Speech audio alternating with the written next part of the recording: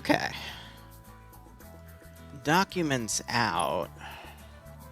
Took a bit of a break, worked on a few other smaller projects, but now I want to pretty much design this one. Also, let me go to Twitch real quick. I do want to make sure that this isn't published.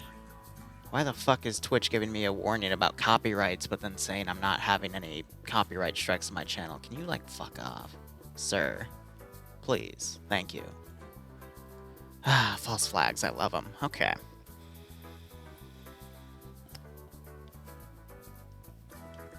For the sake of the VOD, this is going to serve as a kind of an in-depth psyche of how I do large-scale development of certain scenarios. So I'll walk through everything. I've already gone out, deployed a bunch of stuff in terms of just some buildings I'm going to want to use. I've set up some pack guns and some AA sites, looked around the map a little bit, and then started building my base. But here's the scenario. Player base are going to come in with the convoy. These get turned invisible, by the way. That's just attaching to trucks for the sake of communication. All of the player base stuff has been set up. All of it's been written out. All of it's ready to go for like an 86-person operation. I'm going to probably estimate like 70 to 80 players, give or take, because normally we have a full house getting booked, but then, you know, like 6 to 10 people don't show up, which is just the norm. So they have towable AT guns. They've got towable AAA. They've got AAA on trucks. They've got artillery, they've got heavy machine guns, they have a shit ton of ammo, they've got armor support, they've got air support, they have a recon squad to work with. So how can we make an open world operation that's going to last 2 to 3 hours? And how can I make sure that they don't just steamroll my ass? How do I basically throw them in an AO and say, hey, your job's to drive my force out of the sector? How do you do it? And the real simple thing is build your units, design your defensive group, do your research to state, okay, I don't have any US AT guns, but the Pac 40 looks like something, and then, hey, I don't have any AA guns, I can't find anything about AA guns, but I need an AA gun, so we're going with a Flak 38, because limitations. I mean, same reason why I'm using this type of vehicle instead of the version of this that is an ammo and repair Vic, because it's broken and Ace doesn't work with it. It doesn't have a proper reference point, so you can't interact with it, unload stuff from it, that sort of shit. So, gotta work with what you can within the limitations of the scope. So, all that said, this is what I got. This is what I have to work with. So, theoretically, I would need an airbase to start with. That would be a good best bet, but I'm also going to need some sort of HQ area. But for now, one thing at a time, we want to make our airbase. Airbase is going to be important because when they develop a FOB and when I actively send units out to scout against that FOB, which I'm not going to be doing immediately, I'm only going to be doing once I get reports of Op 4 moving towards the south, I need a strategic staging point to put aircraft up to then start scouting them out when they start scouting me out. Now, if I just see planes, that won't be enough. But for the sake of what's going on, I mean, that's more of my battle strategy for when the operation actually happens, but if I can build local positions, then I can immediately scramble things instead of having to wait on a timer. But then again, that gets more into how I actually execute the AO. This is more of just a preliminary building. But what I'm trying to determine is how open do I want this airfield to be? I don't want the airfield to be my main headquarters. Now, this barn would actually be really nice for an AT gun. It's got a lot of open coverage, but it's not enough. It overwatches the airfield quite well, but again, not enough. I'm just determining what do I want this airbase to be specifically. Now, right off the bat, I'm going to actually take these guys and group them up together. And also, let's give them a warm welcome. What of having a bazooka gunner at that type of fortification? I guess no, because I've already built them, but decisions. I think at most I'd want this to be a light base. Nothing substantial, but at the same time, the airbase is too obvious of a target, therefore I shouldn't really focus on putting too many fortified things here. Because now I'm also trying to determine how much will I give to the player base in terms of obvious tactics, but how much should I strategize to extend the operation? So I need some sort of fob position. I'm thinking I'd put it in the opposite location, so probably somewhere around this town. This windmill's a good spot. It's got some overarching areas, but it's too small for what I'd want. I want something a little more hidden, which these trees might provide. Maybe like hidden supply bases too. That would be smart. Regardless, I'm trying to think. AA defenses are fine. I've got some dudes on tower, so we need a tower defense grid. That is essentially what I'm looking for. So I'm going to put a group of units over here just so I can stand them up to go on those towers, and I need to go back and set that for these two, because these guys I have dynamically going up and down, but these guys on towers, I do want to keep a tower security. And then it's also a matter of how much do I pre-build, how much do I lay to rest here and wait. Hey, righto, Etholos, welcome. So set them to permanent stand-in. We're going to want to utilize the watchtowers around this AO, because it'll at least give us something. And then maybe that building right there. So let's go ahead, grab these units, take a copy of them, paste them over here. We can get rid of that fence. I need a commanding unit with a radio, something to relay stuff in here. This can be the control area for the airport itself. Give me a grenadier. Yeah. Let's put that at the little guard shack right here. And then I need 3 things on Overwatch. I'll take 1 AT guy on the far right.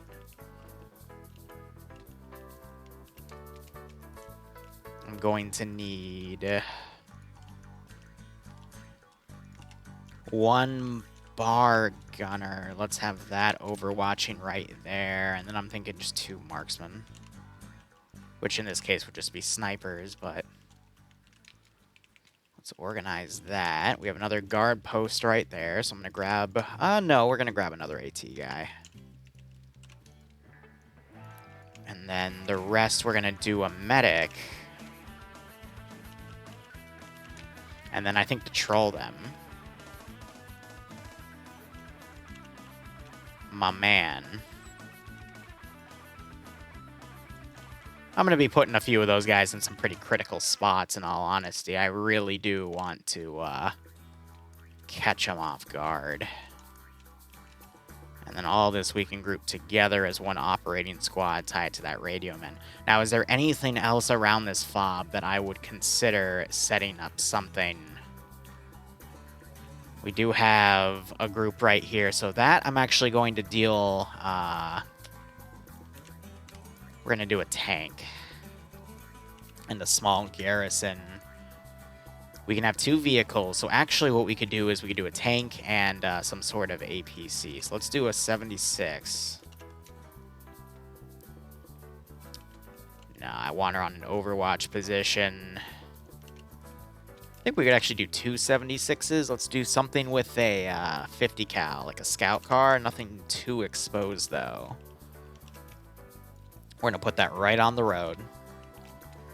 And then the rest are going to be defenders. Also, fun fact, if you scroll far enough and then come back, you'll see that their arms are still doing that thing. There's nothing I can do about that. That's just going to be a visual glitch, which, unfortunately, not much I can do about there. Let's get an overwatching sniper. And then I need crewman groups. Now, I'm going to preemptively cut their fuel. Now, another thing that's important to note is we have a mod that works really well, designed for IFA scenarios, where it really improves the anti-tank gun, the pack guns, for example, and the tank AI. So if I put AT guns overwatching these massive areas, these things will actually snipe at stuff from over a kilometer out. It's really effective. That's one of the few mods from TSB's IFA mod set that I kept in because that is just such a good mod to have. Oh, wow, this fence is not tall enough. He actually won't be able to fire from back there, which means I can keep this at a, yeah, a bit more of a proper divide. I mean, I'm going to want to do two driver-gunner combo there, just in case I need to move him out. And then we'll put two guys like that, and then we'll garrison all that together. So that'll be control of that position. Now, is there anything else around the airfield? We have another little choke point up here. So actually, I'm going to extend this up to here. Put it in a standard blocking formation at a 45-degree angle. I'm going to repaste these units. I'm going to put a radio operator there to man the specific checkpoint. I'm going to put an AT guy up here because the AT units are very, very important for the placement here.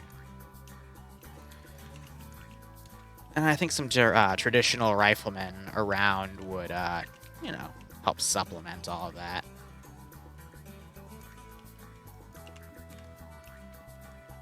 We could also fortify that village, but again, this is not the main base I want to go for, so I really don't care for the end game. I'm actually going to put the AT guy down here, and I'm actually going to just put a simple rifleman up there. No, we'll do an AR. Screw it. Like a bar gunner. Yeah, see, there's a better shot at the little arm glitch that's setting up right there. Hopefully that'll be fixed one day, but I doubt that day is going to be today. Actually, no, we're going to group them to the more closer garrison with those watchtowers, but that's going to serve as the airbase. Cleaned up because I have all these units down for like debug's sake.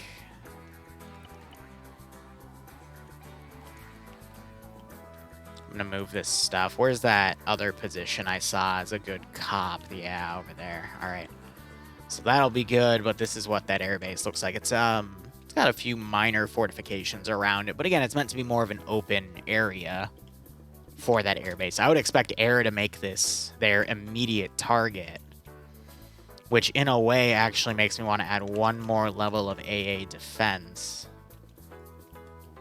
Let's go ahead and delete those castles. That was just something I was looking at earlier. So we can put that actually right here. And then I've got a small defensive group on these as well.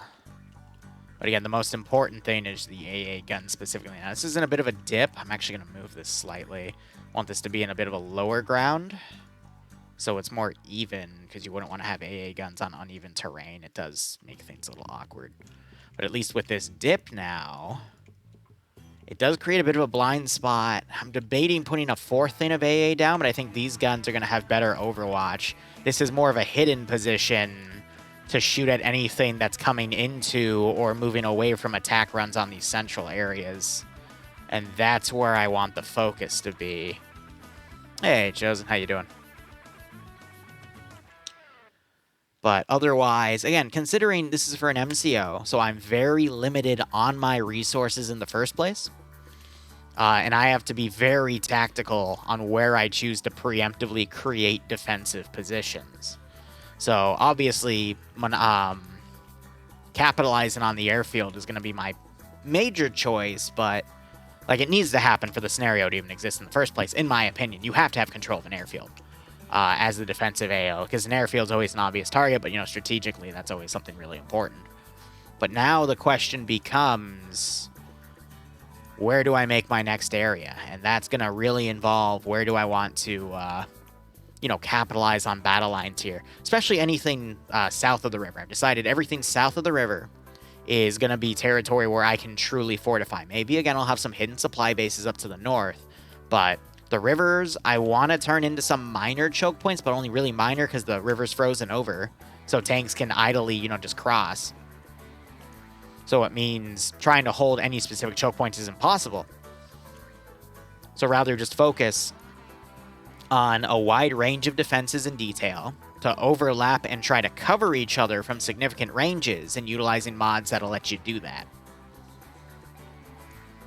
But now I have to double down and see where I can focus on trying to set something up. Now, here's the thing.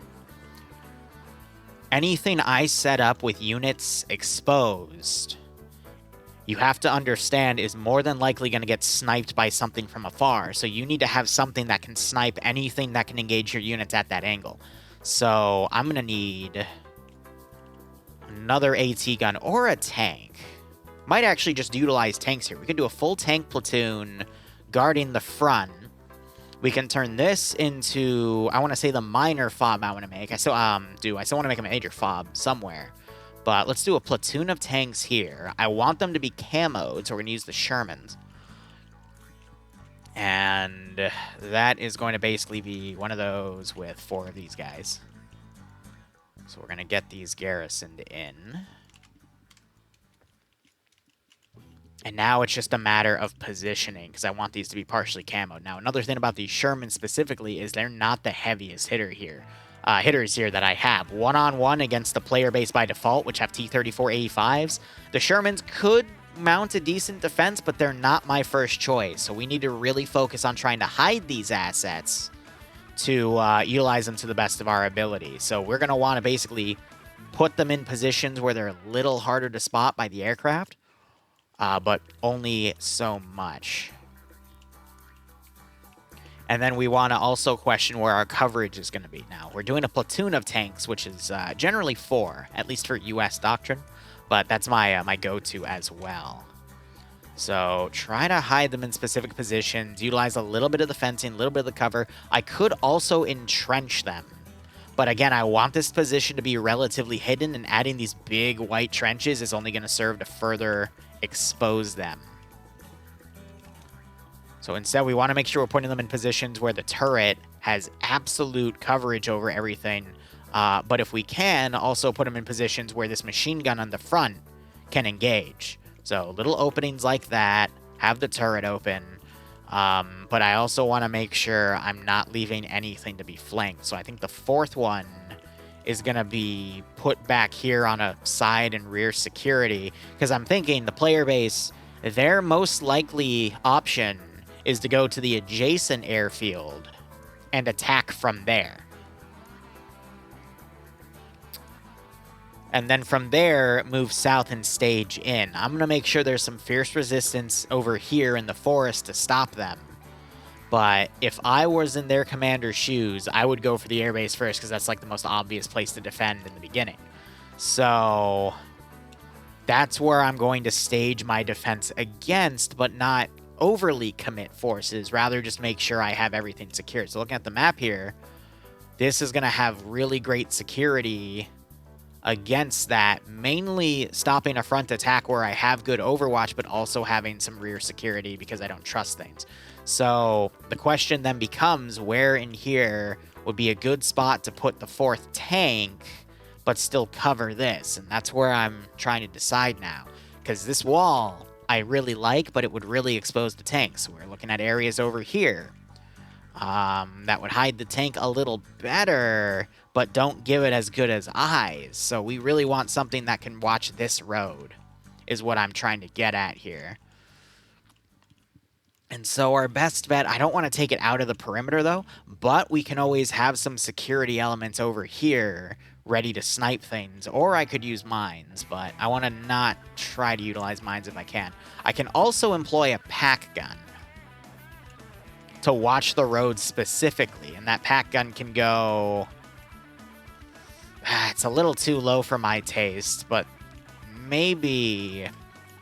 And we do actually have a little checkpoint right there, so maybe the pack gun can go right here and really overwatch this. It might not be low enough to engage, though. Strategy. But I think in the meantime, considering the pack gun option, the MG doesn't have proper ability to look over, so we're going to do something like that. But that also blocks his... Well, he gets some access to the road, but also his MG gets coverage on the road. We just got to make sure he's at an angle where he won't be engaged, and then we'll group those together. Again, all their fuel's cut, so they'll hold still. Now, locally, if this is going to be one of our defensive positions, I'm doing all right, Chosen. Hope your day's been okay. I'm going to be up for a while. I had a full bowl of Korean iced coffee. So I want to finish this scenario and then see if there's other things I want to get into. Okay, but back to this scenario. I want this road overwatched, and I don't know how I'm going to do that. I think our best bet... I'm looking for that golden sweet spot here, and I just cannot seem to find the damn thing. Because what's also stopping them from coming around and taking the high ground here? I'm definitely going to have infantry on security elements there, but they're not going to be spawned just yet. But I want to capitalize on this open territory. So I want something with Overwatch from there to there. And I think my best bet is honestly just to throw that right in the middle of the damn road. It's really, really risky.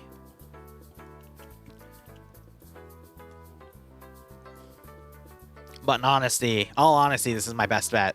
To cover that ridge, anything coming down the road, which is the goal of this. Anything that comes up over there will be engaged by armor elements. Even this one over here will have some coverage. That barn is a blind spot, but I just don't have anything else that can really work with this. All the security has to work together. Plus, we do have this outbound pack gun. And I've made sure every commander here, it doesn't show it, but he does have an LR, and that's how I will treat these. So everything's able to communicate with each other to call things out. I could also theoretically put a pack gun in here, but it's a very short range. It's a bit of a waste of the asset. Now, I want a little bit of AA. I want one AA turret somewhere. But I don't want it directly on the position. I want it to overwatch everything. Yeah. Chosen, welcome to the life of doing an Arma op almost every day. I did cancel mine today because I wasn't really in the mood to Zeus yesterday. I was feeling a bit meh. Today it was the same little bit of meh, so I didn't want to ruin anything. Plus, daylight savings happened, and, you know, everyone's in a little bit of a mess schedule-wise. But back to the thing at hand. To really hide it, I could put it up here, but it's not going to have any good positions on Overwatch for attack angles. So instead, we're going to want to put it in a position that has really, really good Overwatch, but is also relatively hidden. And honestly, this is a good spot. It's got complete coverage over the airbase, over the little fob we're making. It's relatively hidden. But when the pilots come around and try to find it, it's going to basically be hidden amongst these trees. So even a little deeper here, because again, we want it to cover this spot specifically, but then it's going to be relatively covered for anything trying to find it, except for one angle, which is its Achilles heel. Now, being like this, it also has the potential to be spotted. However, if anything's coming up and trying to get a sight line on that, then they're going to run into the AT guns instead. And that's where, again, it's going to be covered by other elements. You got to put things in positions to support each other when you make these critical base areas, because otherwise there's no point. Now, here's where the real fun begins. I'm going to put a few 50 cals along here. And this is where referencing is going to get a little nasty, so I'm going to turn these off.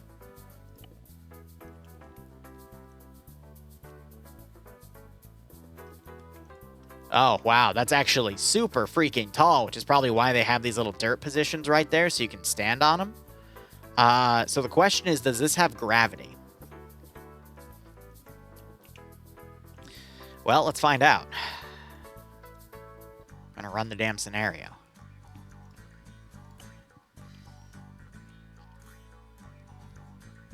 Yeah, right, always on the clock, Chosen. And then when I'm done with that, I'm going to double down on some video editing and scheduling, put up some Patreon posts about the schedule and my aims for this week, and go from there. So here's the thing about IFA. What the heck happened here? Oh, right, because it all spawned in the air. Duh. Well, actually, here's a good test. So the 30 cal fell, but the 50 cal, so that means the 50 cal fell over then, right? Yes, it did. Okay.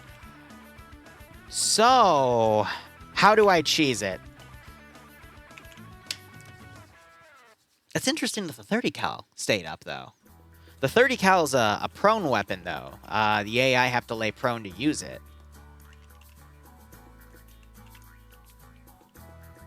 So I don't really want to template that, because that's meant to be a floor weapon, yeah. So instead, I have to find a way to emulate this. And the easiest way I've learned how to do it is to use a freaking pallet. Not just any pallet, though. The pallet. Now, pallets have physics, so you got to be careful. Some pallets from other things don't have physics, but, you know, you just find a flat pallet. I mean, I prefer the IFA one. It's the same thing. It doesn't matter on the texture. You go to attributes. You then disable its simulation and damage, and now you have literally a floating platform to put something on. And then you can put that right on top of whatever freaking dirt thing you got going. Then you can take this, and then put that on top of it. And then boom. Move the pallet if you need to. Now, of course, anyone on here is going to be floating behind him, so if you really want a little bit of extra realism, you can put the second pallet on him, on the behind the turret to make it work, and then, you know, if he swivels the turret, you can put additional pallets down. However, I won't be doing that because MCOs are a little resource intensive. So every little thing I can shave off helps. Hello, sir? That's the thing about some of these textures. They get a little wonky with some of their area referencing.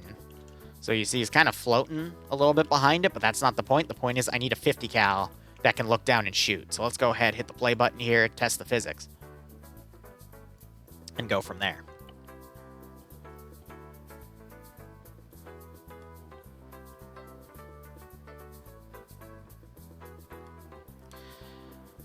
Now, quick note as we load through here, I'm going to basically make a mini fob there, and then I'm going to actually build a fortified area somewhere and utilize that. So let's go ahead and get rid of those. Real quick, I also want to test just for the sake of frames here. All right, so that's in the center of everything, and we're still getting between 70.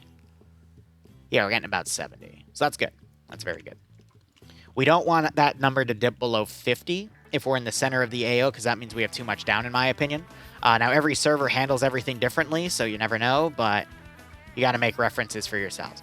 So this, again, little bit of poor coverage when it comes to coming incredibly low, but that's because it just doesn't have the proper, you know, turret defilade to work with, but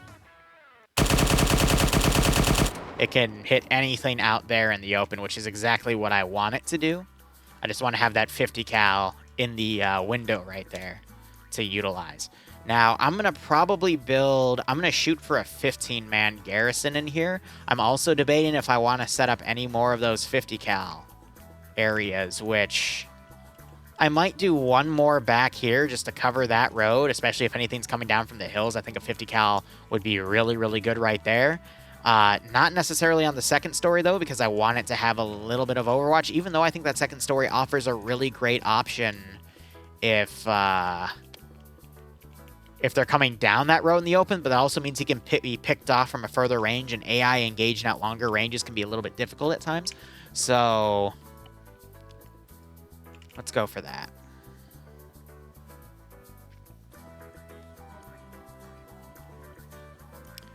So Chosen, I'm going to also be honest, this is a scenario for like 80 to 90 players, so I have to be very careful about what I balance here and what I choose to do. Now, if I had the server resources, I'd probably build a fob or two. I'd reinforce that airfield a lot more, and then I'd probably have like 3 or 4 cops, probably a cop to lock this area down, this central area. I mean, the cop is where I'm building right now, and then one just before the fob that I'm going to put back here. And then I'd probably put like my own fob right there and have all the AI down, but that's just not viable.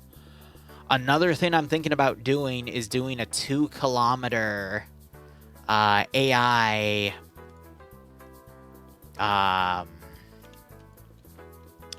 dynamic simulation. So AI that only get within 2.5 clicks of the player base will enable and re-enable their simulation. My fear, though, is if the the tanks put their render distance up super high, you know, they scout that position out from all the way over here because it's exposed. That is literally 4 clicks.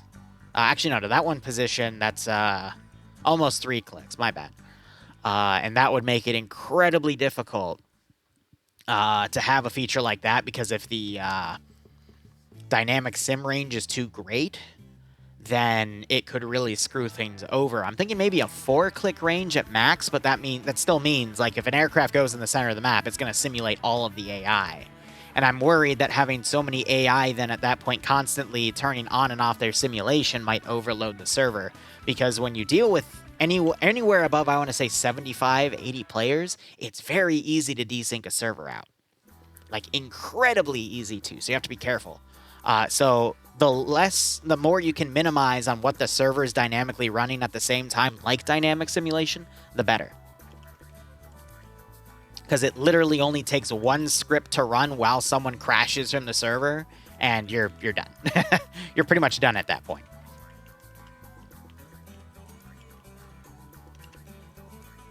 That's the biggest struggle I have with MCOs, is managing that frame count. Actually, no. These days, I'm pretty good at the frame count issue. The issue is the desync. The desync always gets me.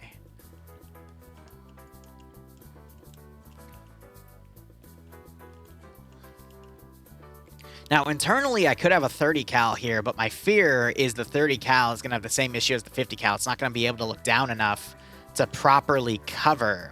I can have some internal security, though, with guys on the roof, and I'm definitely putting a flamethrower dude down. But for now, let's work on the internal structure here. So where would I want my squad leader to be with the radio? He's pretty much the most important person. I want to put him in the most defensive position of this area, which I'm going to be honest would probably be right here, give or take. And the reason for that is it's away from all these major windows. Gosh darn it, I meant to copy one unit, not the entire group.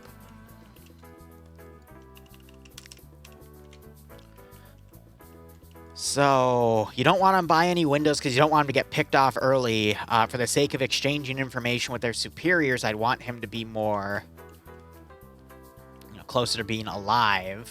You got those open windows over there. You could risk a ricochet. So actually, I think right here would be your best bet.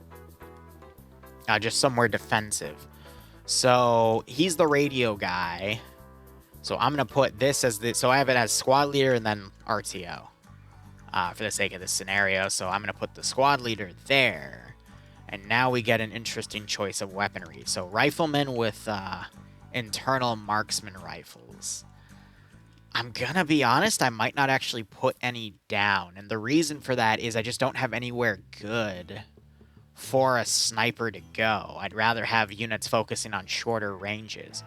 So we're going to skip that unit for now. I do have grenadiers. Now, grenadiers are going to be really important. These are the guys I actually want on the windows and shit, because they can engage light vehicles. They can engage groups of infantry.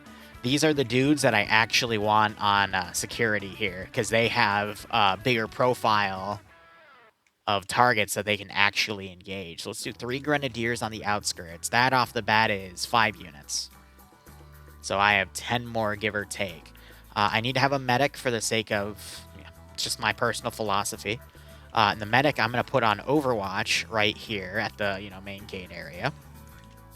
I need to have a flamethrower, because of course I do, and the easiest place to put a flamethrower would be in the courtyard to burn people. Surprise, surprise, you're on fire. Yeah, no, like that's... Yeah. And his head's covered from every other angle. Perfect. Why? Because I want to remind the point men that they're expendable. Now, I could fatal funnel this entrance, but I don't want to put too much focus on it. So we're going to do a bar gunner up here. And I'm going to do an MG Browning 30 cal, 1919 A6. Up here on the balcony. And that puts me, I think, at like 9 or 10. So it's now the bazooka gunners, which are really, really important. These are the dudes that I want to be able to ambush any vehicle charges that come in. So if you notice, I mean, we have ladders that get up here. So putting units up here is fair game. Now, I'm probably not going to do anything up here without having a little bit of cover, simply because that's a kill zone. But everything like that should be a-okay. Now, I think I'm going to leave it to maybe 3 or 4 riflemen. And now the rifleman placement is going to be really interesting because I want to do some internal units. So I'm going to do 4, as I said. So I'm probably going to dedicate 2 to internal security. So that and that. Why did you go all the way over there? Right, because there is an under area here too that you have to be mindful of.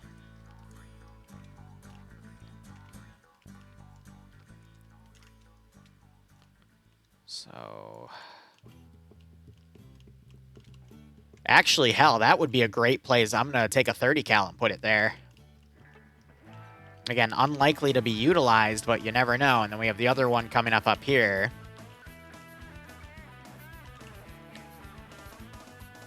All right, I'm actually going to take it up to 20 AI. Just so I can have a few defenders at open window areas as well.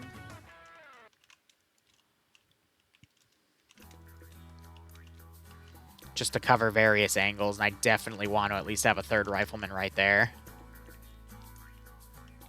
But yeah, no, let me get that Browning back.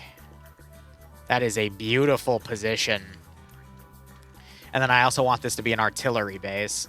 Send in Goat Team 6 now. Now, because these don't have physics, I can put it up a little bit.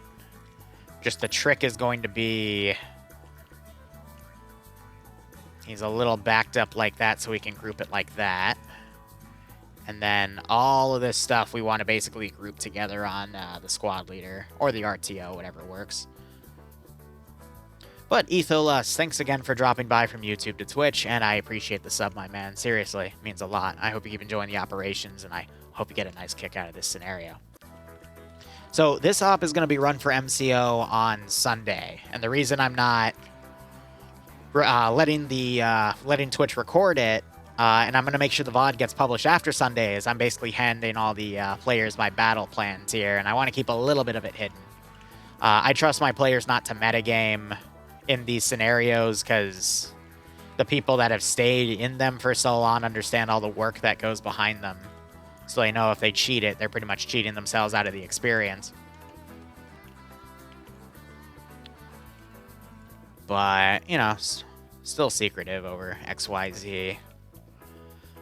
But I think the last thing I'm going to want to do is make a mortar position.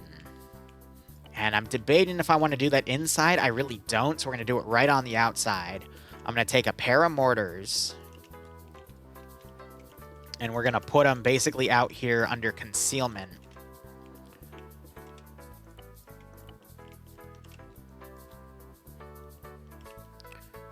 Just like that. And then what I'm going to want to do is put a radio guy in the middle. He'll be managing communication. I'll tie him to, we'll have him crouched, actually. And then just 2 standard riflemen, and this is going to be a really critical thing to have. Simply because this area is literally in the center of the map, so this gives me total control of hitting any position that's reported by any of my pack guns if they report infantry movement. So control of this position is very viable, but that's also why I have the defensive garrison here. It's basically so I can control this artillery position. Now, if I want a little icing on the cake here, I can literally, because these are 60mm mortars, I can put these explosive boxes next to it and claim that they have infinite ammo just by putting these down. But anything more, and I think that's going to basically, yeah, because air already, I mean, let's be honest, those tanks do not really camo as well as I'd want them to, but that's why the emphasis on this hidden AA gun. I can't even find the damn AA gun. But that's why the AA gun's job is so freaking important. There she is if you scroll far enough away. So any air assets that try to line up to do an attack run are going to get shot at by this thing. Now, another thing I want to do, and this is cheating, This is borderline cheating, in my opinion, but I do it because I don't want to micro everything in the AO.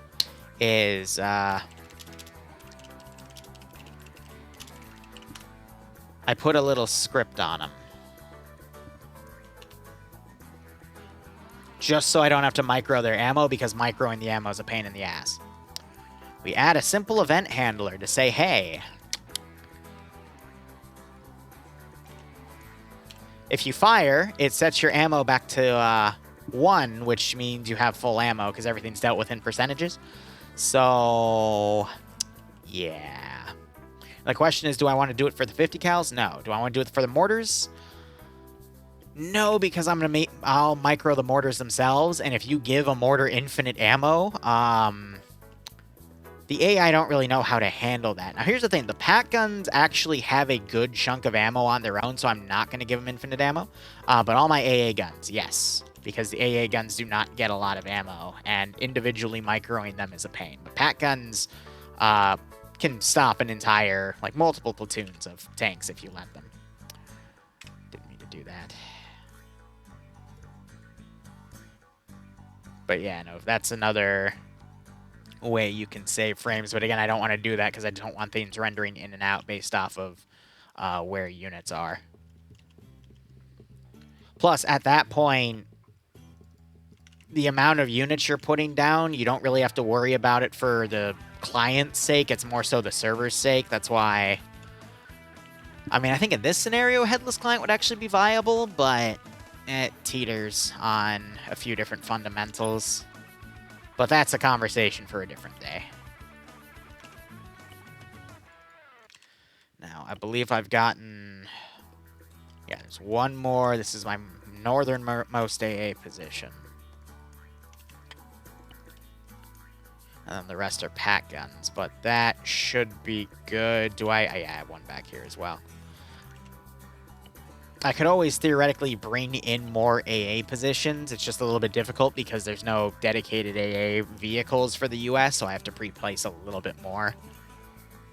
But I could certainly just make some haphazard. I put the AA thing on top of something and call it a day, or, you know, have it towed in or some BS like that. Hey, righto, Etho. I'm glad you enjoyed the videos. I'm always glad when people enjoy them. But it's its own little subgenre of God knows what, so you just gotta work with it where you can. I'm gonna put the script on these as well. Now, the one fear I have, though, is if these are utilized against infantry, it will constantly bombard the infantry. But that's the price I pay. If I see that it's absolutely schwacking the infantry, then I can micro it, but at this point, they're just meant to be AA guns to cover the pilots, because scouting on this map can be done in like 10 minutes if it's unchallenged. But otherwise, that's that position secured. Now I have to think about a fob and how defensive in detail I want it to be. So a fob, right off the bat, I need somewhere flat to build. This is all right. I'm a little worried because it's on a bit of a hill, so its overwatch isn't too good. Ah, 1 second, shit.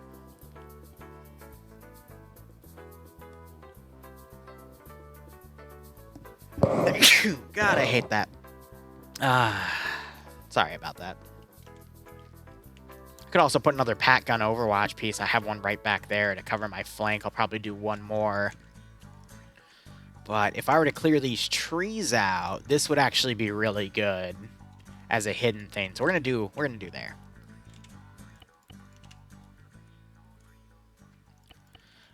So we're gonna start with an environment hider, and we're gonna set it locally, because if you don't, some clients then don't load it properly, and then it looks really weird. Like, you'll see buildings within buildings and stuff.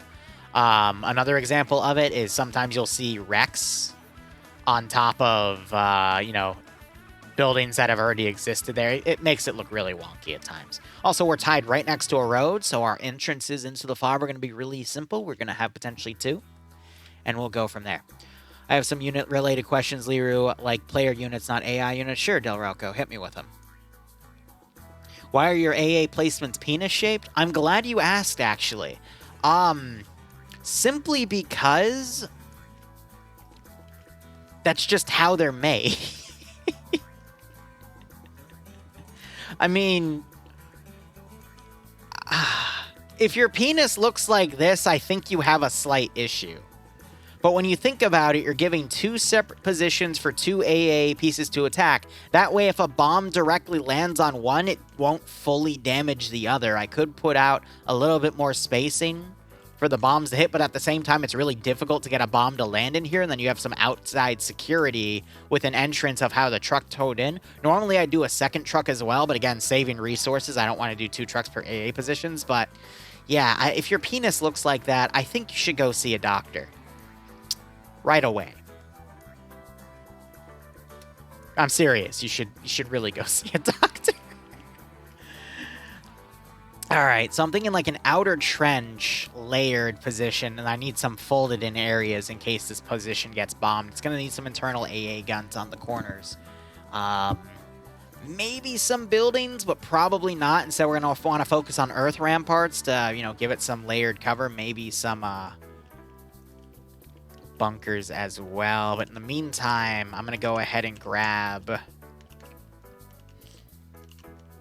everything I'd want in this case, which would be all of these. And then we have some spots for internal dugouts. And then we got some machine guns as well.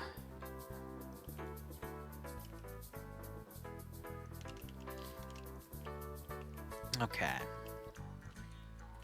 So now how are we going to build this? We're going to need some internal securities, obviously.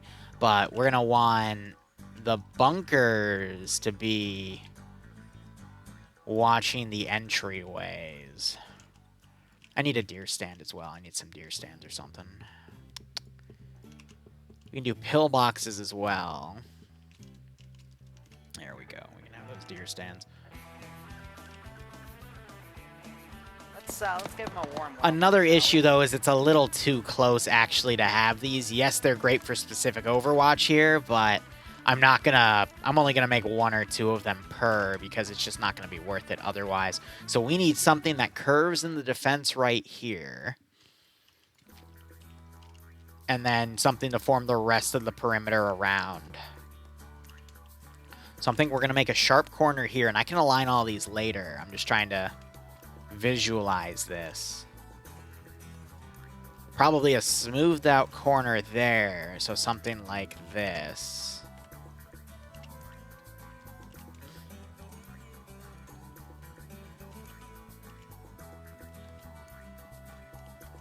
A smoothed out, or we could do a sharp.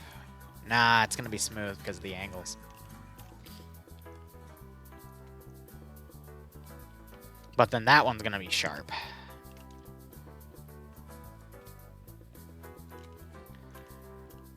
And then this one's going to be smoothed out as well. Okay. Now, do I have any trench stops? So let me type trench and see what I get in terms of just stop stuff. Worst comes to worst, I can literally just fence it off, but you know what I mean?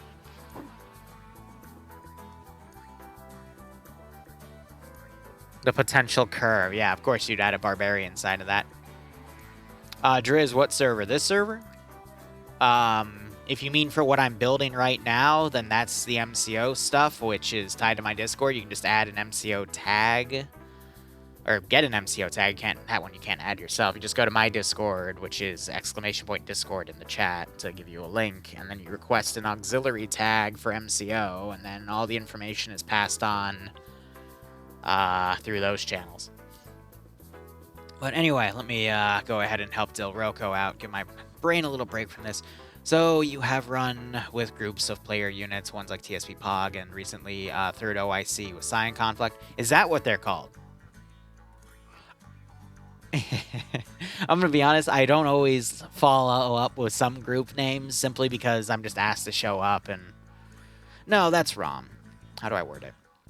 People say, hey, Liru, we're doing this op, or I'm part of this group and we're doing this. Do you want to participate? And most of the time I'm like, hell yeah, but I need to check my schedule and make sure that I have a compatible time to do it. And, you know, If I happen to have that compatible time, I jump in, but that's besides the point. Sorry for the tangent. But have you seen many groups that are like small, modern military units like the 75th Rangers? Don't know who they are. I ask because I want some way to help my main army group. What, you mean Arma or Army? As in, like, you're a vet playing Arma 3. I guess I don't also understand the question. Don, the 506 is not small. Oh, God, no. That's one of the biggest Milsims out there for United States players, at least. Here, let me shut off my music so I can give this my full attention. Honestly, finding units is one of those things where it's easy to do, but then actually, like, spending the time within those units, that's one of the toughest parts. At that point, you're best off doing, like, Reddit find a unit or going into the official Arma 3 Discord and trying to look for something that tickles your fancy. But I don't know, like, in terms of small groups, like, Pog is probably the smallest group I work with on a dedicated basis. I guess Bleach Boys was also pretty small, but I know Pog is smaller. There was Natty's Goons a while ago. I played a few missions with them. They're another small group, but if you're specifically stating you want a small Milsim. But here, you have a follow-up thing. Arma 3 group, and my meaning is my group is modern military, but it's small and not gaining much members. It's not like Scion, Conflict, Halo 40k. It's not overly special in that way. So you're basically just a small, generic Milsim group, which is perfectly fine. Don't get me wrong. It's perfectly fine. I'm going to be honest. A lot of those groups that have all the sci-fi mod sets and shit, they really sometimes rely on that as a crutch, but when you get to those units, they still have the same generic operations that you can find anywhere else. It's really hard to have a unit have really creative missions every single time. And it's just because there's not a lot of people that have a lot of time to make those missions in the first place. It doesn't really matter what the unit's about, as long as they have good missions, either Zeus missions or, pre-made Eden Editor missions, whatever that group suits, because there's multiple different plays to make missions and play Arma. But it's just whatever tickles people's fancy. Now, I think what you're asking is you're in a unit, and you're asking about how to grow that unit if you're not doing anything overtly special. So, imagining myself in your shoes, what I would do is I would... Give me 1 second. I'm trying to figure out how I want to do this thing. I'm thinking what we're going to do is we're not going to have any specific entrances. I'm going to fence these off specifically right here. That way there's still a way to get into the trench line. It's going to mean that it's going to be impossible to have other ways to get into the trench line on the outside, but that can't be helped because of how this is made. But anyway, back to your issue. What I would do is I would still go to Reddit, find a unit. I'd still look at Arma 3, and there's a few different things. If you're trying to grow, one of the best ways I've found for units to grow and to also learn how to do things is try partnering with other units. Don't try to partner with big units, because those big units almost always then try to absorb the smaller group. Because a big unit can always outperform a small unit because they have more people. More people means they probably have more time on their hands to do operations, and you don't want your own player base to see what that big unit's doing and become infatuated with it and then end up leaving your unit. You will probably want to try to find other small groups, and this is where you can cherry pick a little bit, because small units are great. There's so many different things you can do with a small unit. Like, I've seen small units focus on air-only combat, armor-only combat, a specific type of commando team from XYZ group, and they have their own specialized mods or their specialized things they pull from mods like RHS, their own doctrines and whatnot. Try to find a smaller group, or, more smaller groups that you can basically do partnerships with in terms of joint operations. And then, your players, if you're a type of group that only hosts once a week, try to find that group that does a different date that all of you can also play on. And then you're pretty much going to work with another group or two or however many you decide on. And you can go there and play their ops, and they can come to you and play your ops, and you can learn how they do their things and how you do your things. And that would make you better Arma players, better mission makers, give you more ideas for how to make your own campaigns, and you can pretty much potentially double your membership with members of that group. Now, again, they're not going to be officially part of your group, but that would be a way for you to gain players, but then you can also advertise bigger ops because bigger ops will pull more people. But that's something that'll take a while. But it's tough for small units to grow because, as I already said, there's already so many small groups that exist. So you're basically competing with everyone in that sense already. Sorry, I'm stalling here because I just realized I don't think we have a trench that is Send in thin. Goat Team 6 now. Because Here it's are like my a corner prime Zeus piece. slow LCPL goat. Right, Otelru. Thanks for the 13-month resub, my man. I hope you keep enjoying the operations. I do hope you get a nice kick out of this scenario. I don't have... Yeah, the small one just has a bunker, but I just want like a simple flat one, which it looks like I'm not going to get unless I put a different texture down, but it's glitching out, not actually showing the white texture. Interesting. So I'm going to have to be forced to use the trench with bridge texture. Huh. It's kind of weird, but hey, that's the ball we're given. That's the one we got to roll with, you know? And then we can just grab these two and merge them like so. And now that's part of our thing growing, but now we have to use these bigger ones to pretty much line that up. But that's one way you can do things. If you want flat-out growth, I'm going to be honest with you, and I'm not trying to shill for myself. This is just how it is, but you need to find like a YouTuber or a Twitch streamer and give them like a speech and then see if they'll go for it. Every group I have worked with in the past and done at least more than one op for, sorry, there's a freaking fruit fly in my face, has grown somewhat. I mean, if you noticed on the YouTube channel, I did an advertisement for some guy who was doing this pay-to-play scheme on Patreon for, like, custom scripted missions.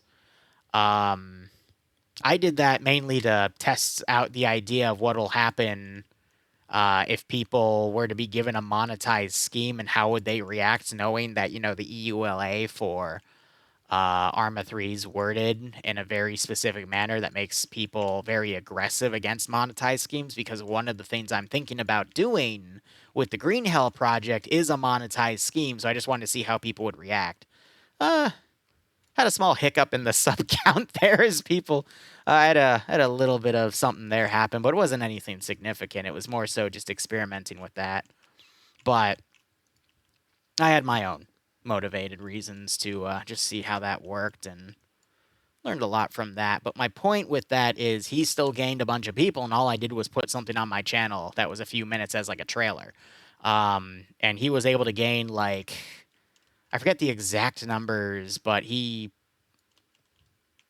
think he got at least 10 new Patreons on there, which was anywhere from like another 20 to 50 bucks a month. And that was just one 2-minute video I threw up on a channel, and, people jumped in on it, because when you have a platform of over 100,000 people, you're bound to find some people that see the operation and are interested in something like that.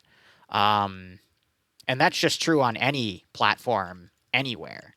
So I would honestly recommend, if you really want to solely focus on growth, you have to find a YouTuber or someone with that network that can get you new people to come in. And I don't mean to be rude to Pog, but I think that's the only reason they're still alive right now is because I work with them every week. Just because some of the stuff, I arborate, and I'm an arbiter in that community. I handle their moderation efforts as an independent group or person, but oh my god, some of the stuff that comes up in there. A great group of people, but people in the upper areas, just there's so much drama sometimes. And I just make sure it doesn't bleed into the operations themselves, but I mean, most Arma groups these days are, you always find a great group of people playing, but then upper management, there's always issues. But if you want direct growth, that's what I would go for. If you want something a little more moderate, do a partnership with another group, work with them. It's a great learning experience, and take it from a guy that's worked with like over 2 or 3 dozen other communities in the past. In his career, it's a great way to learn new things. I certainly would not be as efficient and creative of a mission maker as I am today if I hadn't gone through partnerships like that. Is there anything else you're looking for, Delrelco? Because otherwise, that would be my advice, so to say. Yeah, I don't like the angle of that. I'm going to change it to a bit of a lower angle. I'm also trying to make sure that the trench isn't floating up too much, because as you can see, that some of the trenches are a little lower in that regard, which is fine. I can always, curve it down, but it's being a little bit difficult. I'm going to do what I like to call the trench walk, where I just spawn a unit down and make sure that I can, uniformly walk around within the trench.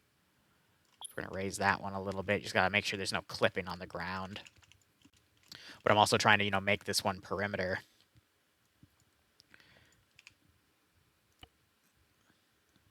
Yeah, in all honesty, I can add another thing like this, and then I can angle it down as well, because it is starting to get a little high. So we can curve it like that. A little more. And then we can line that up like so. Trouble in my view is I'm not important to my main group. I'm asking to try and aid them, but I'm just a mission maker, and that's not a command rank. See, that's your issue then. You can't really... You can make recommendations to your command staff, but at the end of the day, you gotta be careful about stuff like that, because if you start making those recommendations, some people might see that as you're kind of stepping on their authority, and then that's how the internet drama happens. I did that a lot. I mean, when I used to work in Minecraft servers, Gmod servers, a Warframe community, the whole 9 yards. Oh, the amount of people I pissed off. And then as Liru became an entity, the amount of people I pissed off as well, including my predecessor. And I honestly took his place at that point, but you gotta be really careful about stuff like that. I wouldn't want to see anyone get in trouble, especially if I'm giving you advice and then you mention my name and then people get pissy at me, which I don't mind. I always find that funny that happens, but just be careful. I'd hate for you to get, like... Good God, I frickin'... It happened recently. Someone told their community about the Ukrainian charity stream stuff I was doing, and then people in his community started giving him death threats over DMs, and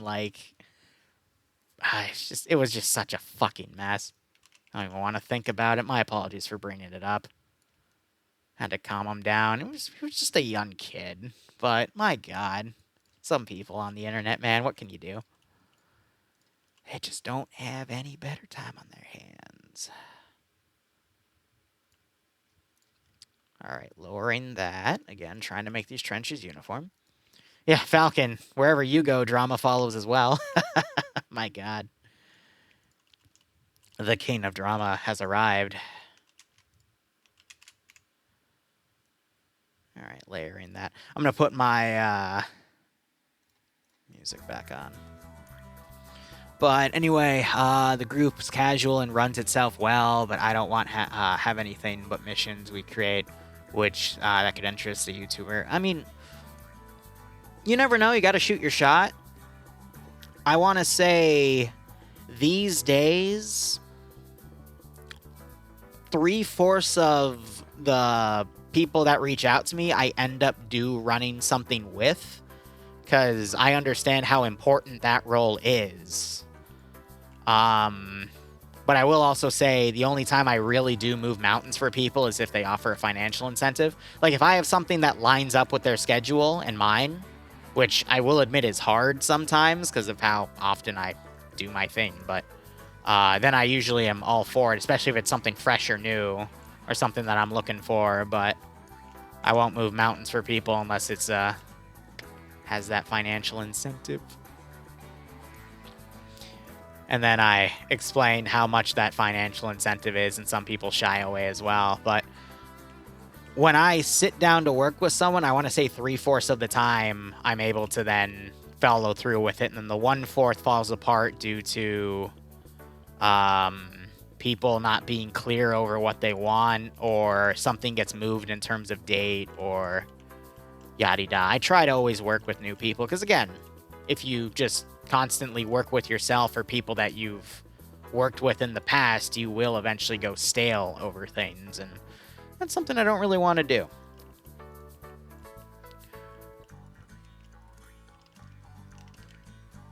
Yeah, so I'm going to do one more bunker here. And then I'm going to do 2 curved areas. Or should I just... No, we're just going to fence it instead. And then I'll do my walk. But yeah, no, I'm rambling at this point. My apologies, but... Let me do my little bunker walk, and then I'll continue on my little rant.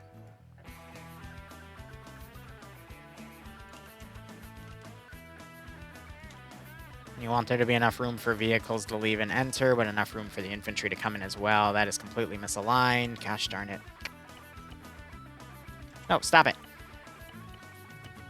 Wait, why are you popping out, you son of a biscuit? Okay, you know what? No, reset.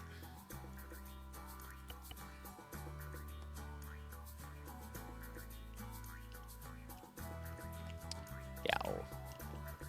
Look at that. And we'll look at that perimeter.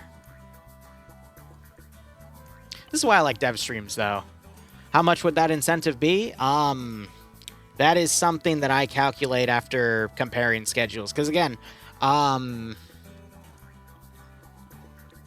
if I'll just be frank, if you offer something that I like, I'm more than happy to move mountains for you. Like the Scion conflict, there was a schedule conflict, and I literally moved it aside because I'd never played a Scion conflict out before, and it interested me.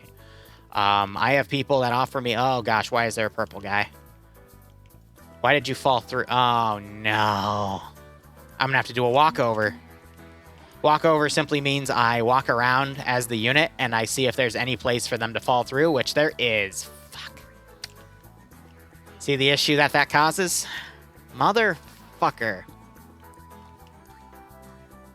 You did not just run through. No, is this not solid? No. Oh, you bastards. Fuck, I'm gonna have to do a full walkover of this building. Thank fucking God I caught that.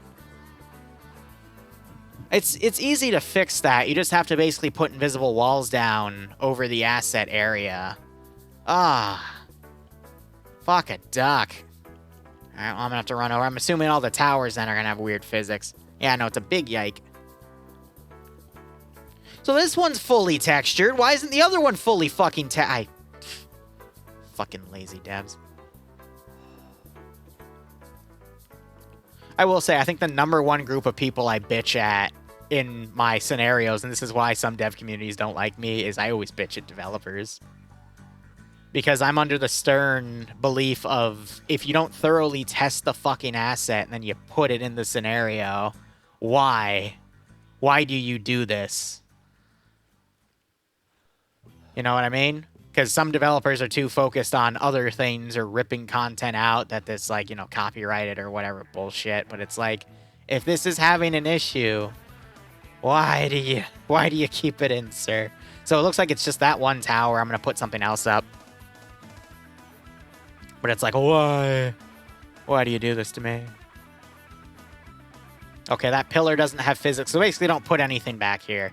But it seems to be... So this has physics, but then that little corner right there doesn't have physics. Okay. So just that one block. That's okay. Fuck me. I would have missed that, and I would have been yelled at. So we know that one corner is an issue. Yeah, so this... I'm going to have to wall this off then. That would be the best fix. All right, I'm going to start working on that right now then. Fuck a duck. Issue on top of issue on top of issue. No, no giant piles of debris. You want to minimize the thing. Because you could put a giant rock on it, but... Well, giant rock seed frames. Anyway, let me catch up with chat real quick. But again, it's on a case-by-case basis still, Roko, at least for my time, but it just, depends on the scenario as a whole. Some people just think that a gaming status matters in real life. Yeah, tell that to the tranny that slept with a Star Sim leader for an internet rank. That is one of my favorite stories to tell in Star Sim. And I usually would never tell that story, but people have started telling it all over. So now I just tell it for the sake of telling it, because I find it to be like the funniest thing ever. That's one of my favorites to go with. And Dr. James, I am doing fine. Thank you for asking. As a mission creator, could you design a better invasion of Ukraine? Yes, I could, but I'm not going to do that because, I mean, for fuck's sake, when I announced the Ukraine charity event, Remy DM'd me and tried to talk me out of it, which I thought was funny. So imagine if I'm having other famous YouTubers reaching out to try to convince me not to do charity ops. Imagine what if I do a Russian-themed op against Ukraine. God, I'd probably have the developers calling for my head at that point.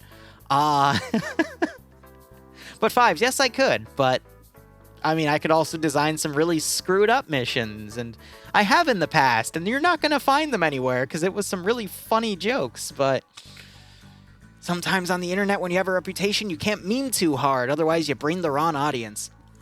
Timber saying, hey, just started getting Arma 3 and got here from your YouTube. Really love watching your use missions. Keep it up. Greetings from Germany. Right. Oh, man. Hope everything's going well in Germany these days, and I hope you keep enjoying everything, Timber. Otherwise, skipping down a little more. I mean, like, people who have their better than just some... Yeah. So, again, I mean... Some people... How do I even word this? I get it. All right? I honestly get it. As someone who... I accidentally just opened TeamSpeak like a dum-dum, but I don't have that window up, so that's fine. Some people, they put their lives into what they do on the internet. Some people really will bury themselves in a scenario, and that's perfectly okay. Don't get me wrong, but, some people will just get outright obsessed with things at times, so you just kind of have to leave matters alone. But, I mean, I know people that will play VR chat and shit 24/7 because they use it as a hardcore level of escapism to just escape what they're doing these days, and I don't think that's healthy. But I don't know, that's how some people cope because they just don't have anything else to do. So, God, that looks disgusting, but I need a way to wall this off. So it's that position too that gets screwed up. So I actually, one, I need to take him off the window, and two, I need to turn this a little more. But it's just, some people really go hard on that escapism, and there's not really much you can do for them, unfortunately. But the reason for that is some people also heavily invest in whatever internet activities they have, and they do treat that as their life, so they will get really defensive about it. And it shows sometimes. But welcome to the age of technology. I mean, that's just how people are, and there's not really much you can do about that. But that's off of that. Rhino, quick and random question. Have you ever done an Aliens mission, Aliens from the Aliens movie with Ripley? Yes. We only did one, though, because it crashed, and I couldn't fix the issue because it was just an event handler issue itself. And I haven't really touched it since because all of the mods for it, at least the Colonial Marine stuff, was really, really old. However, that stuff worked fine. It was the alien stuff that crashed the server, but... I'm just waiting for stuff to be updated. And even then, if it were to be updated and ready to go right now, it's just not high on the to-do list, unfortunately. There's just so many things, but that's just how it is. But I'm sure, Ryan, that we do have a video out somewhere. And it was, my players told me it was really fun. You're just up to the crash point, But anyway, going through, I believe people are commenting over the Star Sim thing I said about people sleeping with each other. Oh, that's cute. So has someone just offered you like 2,000 just to help a community grow? It never gets into the thousands, still, Roko. It's usually, I would say, like, some groups I do monthly charges of anywhere from 100 to a few hundred. One-offs these days usually get about to that same level as well, but I explain it in chat. Just I'm trying to pay for my own time, because I'll be honest as well, I've stepped away from a lot of my collabs simply because if I have to spend, let's say I work 60 hours a week to make 6 to 10 missions a week to edit and upload literally 6 videos a day across 3 channels. I have a life in terms of I have to do the dishes every day. I have to take out the trash 2 times a week. I have to take the recycling out. I have to vacuum every other week. I have, you know, a freaking end unit townhouse to maintain. I have a little garden in the corner. I like to do stress relief. I'm always upgrading other stuff. But basically what I'm trying to say is my time's limited. And I always have all these other grandiose projects I'm working on. So all in all, I've got 60 hours a week to do all of that stuff. And past 60 hours, I usually get yelled at because Bloodwayne wants more of my time. But I have to be very critical on where I put those 60 hours. So it's right here. It's literally right next to this guy. So I need to put an invisible pallet right there, essentially. And that should walk it off. But basically the ratio of, because of all the collab ops I've done in the past, I usually go with about $25 an hour, and it's 10 hours of work between 1 to 2 hours of talking with the community liaison, and then doing research on what their ops are, and then about 4 hours of developing the scenario on average, sending it in. Usually it'll then get sent back, and then there's another hour of correcting things, so that already is like 7 hours. And then running the mission, I include that time as well. So I usually budget about 10 hours, and then 10 hours at, you know, 25 an hour can get pretty steep. But it's generally because, like, back in the day when I was in college, I didn't have a house to maintain. I literally had like a small little studio room on campus, or then I, you know, go home to my parents' house and again, not have to manage anything. So I had a bunch of time to, you know, put into stuff, and then MCO didn't exist back then, so I didn't have these major projects in the background I was working on. I didn't have nearly as many slots either. I was still, you know, finding my place, playing a lot more stuff on the ground. I had more time back in the day, but now these days I don't, so I have to spend on my time accordingly. Yeah, so it's that spot. That's so weird. But yeah, so this fenced off. I'm trying to make sure I don't fall through. So that's been pretty much fixed. Now I need to basically walk around up here and see if there's any other spots that I fall through. But I think it's pretty much that tower. So as long as I just fence that off and I'll... Oop. Okay, so I need to extend that out a little bit just so the corners cover. Yeah, that should be good. And then if I go up here, I won't fall through. Yep, cool. Yes, this is my job. This has been my job, in all honesty, I want to say for the past 3 years, because my last year of college was 3 years ago. That's when my college fund ran out for my last, I want to say, year and a half of college, actually. Because I changed my major halfway through from cybersecurity to information systems and operations management. With a focus in cybersecurity, which, I mean, is pretty much the same thing. I can use that to get a cyber job if I wanted to, and that's what I've been told when I got interviews back then. But I also decided, no, I'm going to keep this up because the starting salaries they gave me and then projected to me what could grow was pretty much what I was making on YouTube and Twitch anyway. So this is my job simply because that, and the fact that, you know, I'm with Bloodwayne, and she was already with her defense contractor company job. Like her second year of college, she got an internship that they were usually only reserving for seniors. She got that as a sophomore and then started officially with them at the end of her junior year because, I mean, she's Bloodwing. She's amazing. So we had a combined income. I mean, that's how we're able to, you know, afford a freaking amazing townhouse in the area we live in, because we live in like the second most expensive area in the United States, so it's a bitch. But with our combined incomes, we got that down. But sorry, going off on a tangent again, but it was either I have YouTube and Twitch go into something where maybe I'll do it like once a week, because, you know, working a 9 to 5, I would have also had to have gotten my driver's license, gotten a car, put more expenses on me quicker, and thus put more of a reliance on having that job. Or I could just maintain everything with what I had going. Yeah, so I'm going to fence that off. I'm just trying to make sure that that doorway isn't there, so I will put a fence right there to block that off. But yeah, that should be the limit. All right, cool. But no, sorry, big tangent. I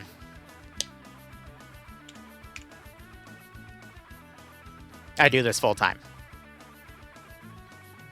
Does that mean the end of the balaclava? Hell no. I will always maintain my identity because I have my degree literally still in an envelope because I refuse to open it. And anytime someone tells me to open it, I tell them to F off. Because the day I open that is the day I say I'm no longer going to be a YouTuber or Twitch streamer full time. And I don't feel like making that assumption.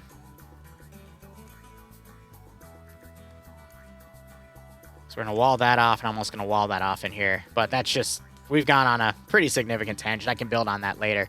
But yeah, no, so last year at college, I paid for it myself.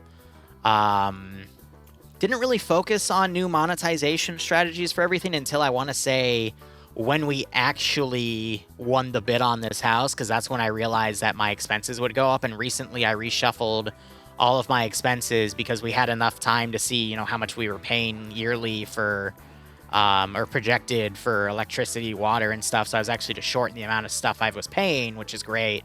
Because I was overpaying in the budget, but now I'm trying to, you know, put down a few K here and there to pay off the mortgage earlier, because investment-wise, that's better to pay that off so we don't have to pay as much interest instead of reinvesting my money in things like the stock market or bonds or my retirement account, yada-da.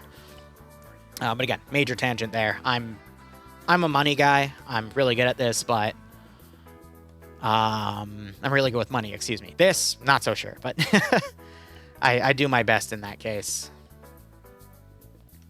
But the degree is basically a backup option, and that was also a requirement of her family for me to get so I could marry her, so... Which, that's coming up. Checking this corner again. Yeah, it's a little wonky, but again, that's just to make this work because that had an issue. And then throwing this unit out here... Again, there's a little bit of clipping, but I really don't care about that because this is just to fix a debug issue. But then you got this fencing right here, and that's going to pretty much stop you from getting in. All right. Yes, this pillar clips at this angle, which is... That's actually really weird. Look at that. So this prevents you... And maybe because it's that wooden piece. Yeah, it's the wooden piece that's stopping you. So again, that doesn't matter. But, okay. Mwah. And I don't need to exit because I still have to go over and test that other trench. Sorry, my head's in so many different directions. I really suck at multitasking while I speak and think of something else.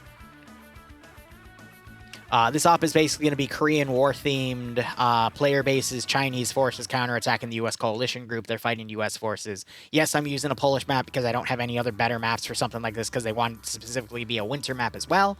And since we're using IFA mods for most of the gear because there's no dedicated Korean War stuff, I thought, what the hell, this is the best way to get things done. So yes, map is Poland, but for my sake, it is North Korea.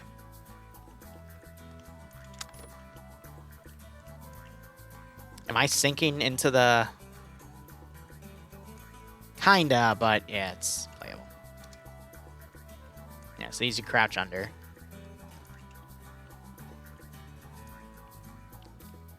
Should have invested in Lockheed like I did. Yeah. Well, so here's the thing. When I bought... when we had to buy this house... Oh, that's not good. Why are you sinking into the ground? Is that going to be like all the corners? Hold on.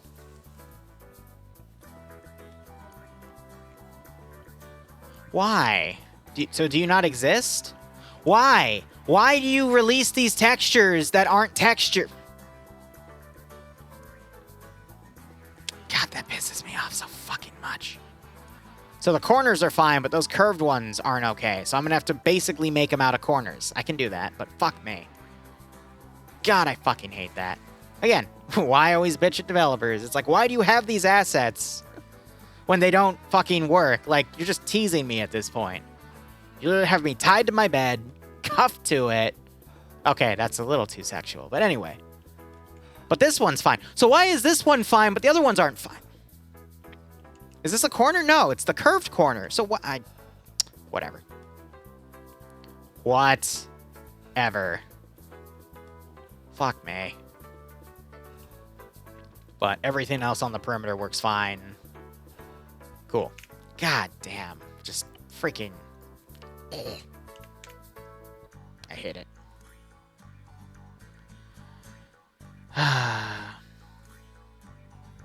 Not even to make sure there's a receipt in there. Yeah, no. So, I mean, I have an online portal. I have that account information saved where if I ever need to get a new degree, I can just log in and actually view the physical degree. But why are you like that? So that's funny. You actually have your simulation turned off because you're a gray piece, but you weren't, and you were also bugged. So, whatever. And those are fine. So is there any way I can kind of, like, finagle you? Yeah, not without making significant changes to the structure. Because, of course. Okay. If that's the case, we're going to basically remake these. Give me 1 second, and then I'll go back to doing that. That's reserved for blood.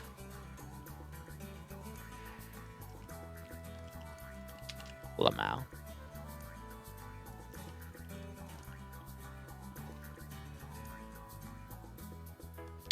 Fuck. So now it becomes a matter of what am I going to have to adjust here. We're going to probably do this then. Shrink that piece to there. Grab all of this. Get rid of that piece. Line it up to that. And then include that piece and line it up to that. And then we'll make micro adjustments as needed, because that is definitely going to need micro. Cool. And then that corner, and then that gives us a small little fob to work with. And then we got a big entrance right there, which in all honesty, I can, yeah, we're just going to keep that.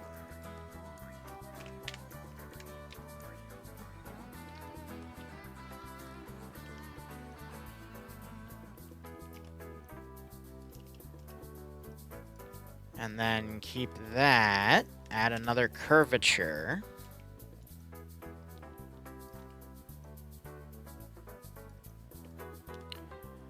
Which, of course, is going to just misalign itself, because why not?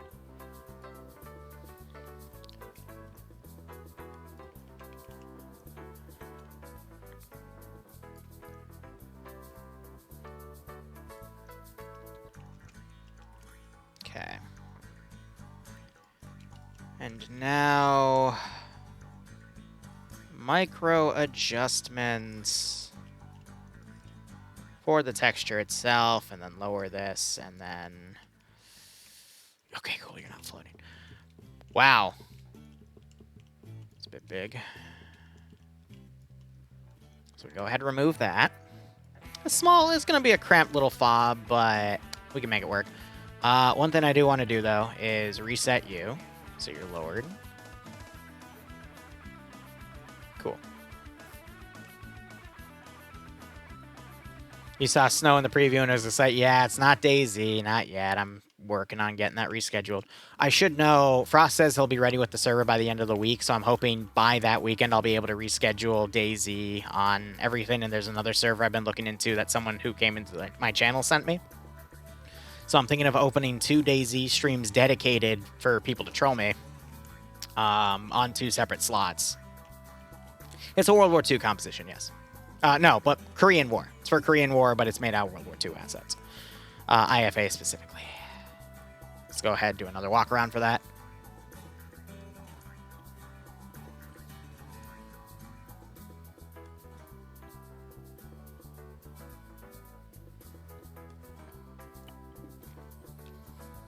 But good gosh, what was I even ranting about? This is the thing, I get so scatterbrained while I'm working. Don't let your dreams become memes. If you want to go do something, you gotta know when to keep going for it, but also have backup options. It's a bit of a cramped fob, yeah, but again, MCO can't really have a major size on that. Community growth, yada-da. Yeah, no, I've completely blanked out on the previous conversation. My bad. About devs tying you up to... Yeah, I do apologize for that comment. That was a little extreme. That was, again, my brain just, What the fuck are you? Wait a second. Wait a second. Are you telling me that the texture itself... Because that's a tree. So the texture isn't even glued properly to the edge of the trench, so you can use that to literally see through... freaking... Ugh. But reading the stuff coming out of Russia firsthand is either going to drive me to liver failure or the great office building in the sky. Good God. Don't you love Arma mods? Yeah, exactly. I don't know.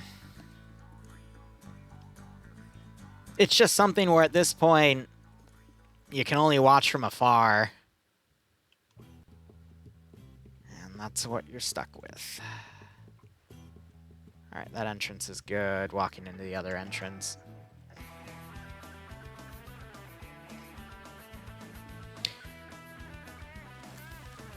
Gosh darn, I hate, though, leaving some of my things unsaid, though. So What are you doing? What are you doing? So this means I don't want to put any garrisons around the... Or, excuse me, any patrols around the fob, because you'll just fucking do that. Okay. Well. What you gonna do?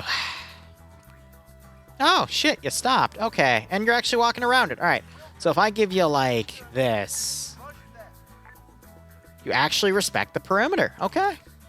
Nice. Gluck. And then what? The movement back? They actually... Okay. All right, cool. So you were just a bad little influence. So if I throw you at, like, a different angle, like, over here... What do you do?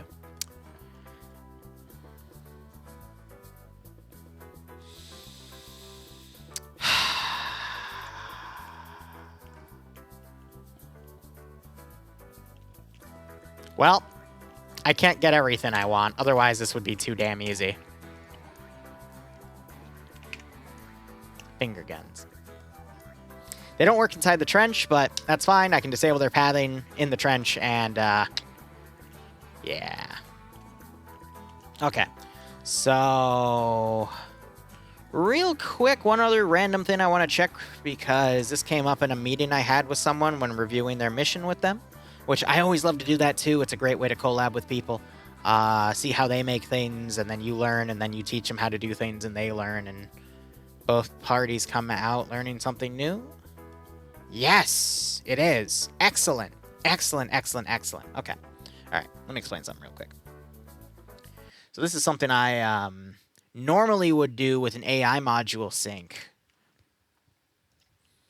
Of let's see, set AI mode. This is that's how I would disable their move, but that's now the old way to do it. So instead, you can now do it through the new interface menu. Now let me explain something. There's two ways to garrison an AI. The ways are, you can disable their movement or you can disable their pathing. Disabling their pathing means they will still spin around and shoot people. Disabling their movement means they won't move their feet. They'll only look 45 degrees left and right, but otherwise stay like this. They won't turn around and engage stuff. So let me bring up an example of where you would want to use either. Watchtower. Full 360-degree coverage. So you want him to basically, you know, watch, obviously, you know, one direction, but if there's targets behind him, you want him to be able to turn around and engage those targets because he has that full 360 coverage. That is where you want to disable their pathing, because that then, you know, they won't path around. They'll stay in that one spot. right there under AI features under the AI tab. Now here, one specific opening where they can shoot out of. No reason for them to be looking back here unless they get behind them, but at that point, they're probably already have been picked off or grenades been thrown in here and they're probably dead. You want them to look out this specific window because if you disable their pathing, they might do that thing where the AI do where they slowly look around doing a 360 trying to find targets because that's how the AI work. So the obvious meta is to wait till the AI turn around, then run up and shoot them in the back of the head as they turn around. If you want to get rid of that, you disable their move. Which does that. If you disable pathing and move, it disables both features, so it's just like disabling move because move restricts their movements even further. But this keeps them constantly looking out this little kill zone. So they'll constantly shoot at anything that comes out here. You're going to start seeing my missions coming out with that new feature now because I now know of its existence and finally bothered to look at it from a meeting I had last week, and I just randomly remembered it. But now that I have the opportunity to utilize that, we're going to start doing stuff like that. So anyway, there you go. Just another little thing that I've learned that, some people are going to look at that and go, God, I can't believe you didn't know that, Liru. But also some people are going to look at that and, like me, they're going to go, holy shit, I didn't know that. Not yet, at least. And that's the great thing about Arma. We're all learning at our own pace, but you also have to learn that not everyone learns at the same time about new features and shit. It is literally just dependent on however you learn something based off of when you come across it. And that's also why I like working with other people, having meetings, going through people's missions, working in new communities, because I will find things that I have never seen before and incorporate it in my own stuff. That's why, like nowadays, we're running init server, init player, local SQFs in every mission file. We're running advanced scripts in the background for tracing bullet effects, so I can tell if something's bugged out or not. Plus, it looks really cool. We're tracing things for, move disabled now, so, we can have units look out specific windows. All crazy stuff like that. Are major kill zones good to put in ops? Abso-fucking-lutely. Always capitalize on major kill zones. Hell, this scenario has so many major kill zones in it, designed to hunt tanks, really. Literally, put a pack gun, put the I-44 Smarter Tanks mods on, and these things will literally snipe tanks from afar. But they'll be very forgiving if you give them a low accuracy coefficient, but the point is they will start engaging from super far out, and that is one of the toughest things about Arma AI, is they won't always engage at their maximum range because AI be AI. But if you don't... You gotta have a reason to make the word kill zone a kill zone. Otherwise, players will just abuse it, and where's the challenge at that point? Here, let me get it for you.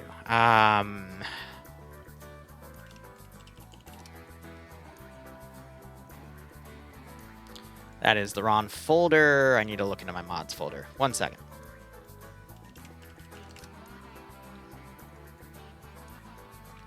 This bad boy. Absolutely love that mod because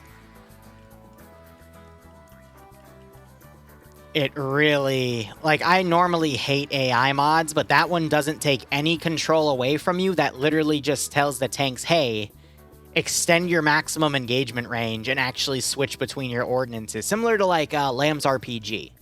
It just tells the AI, hey, use your RPGs against infantry because it changes the class handlers of how they see infantry, and normally they reserve AT for tanks and shit, but now they engage everything. Also, BRB, 1 second. I get a glass of water.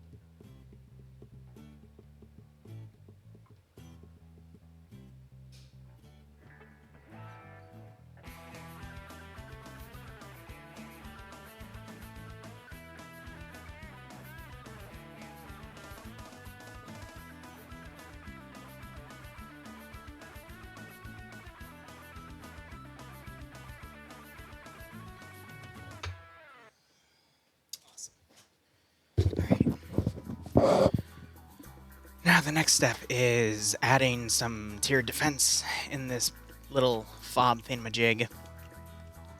Send in Goat Team 6 now.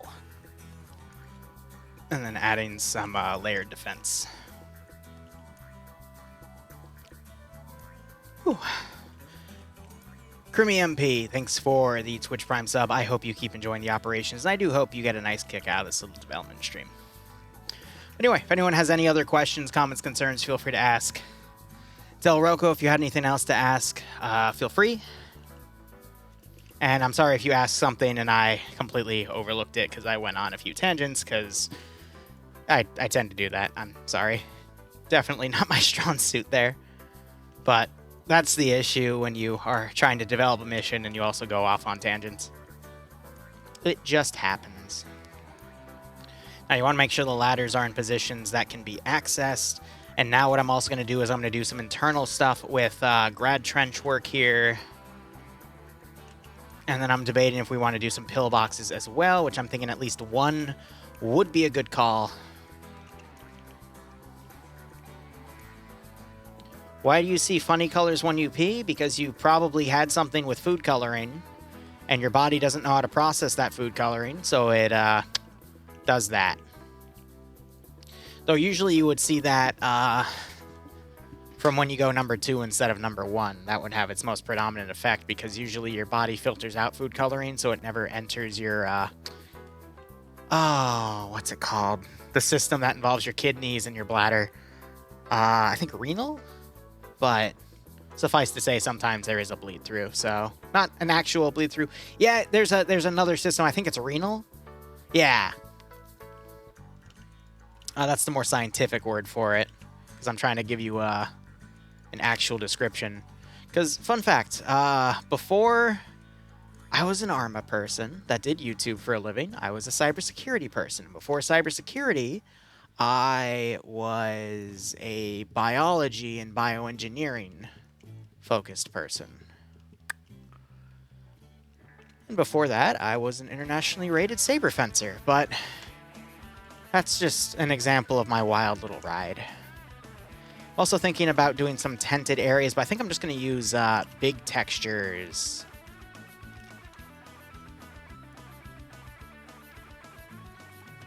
Yeah, I want to do one AA gun defensively. But then I can also do something like this for a vehicle depot.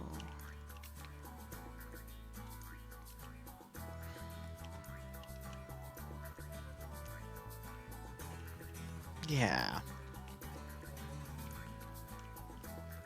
I never enjoyed epee, just...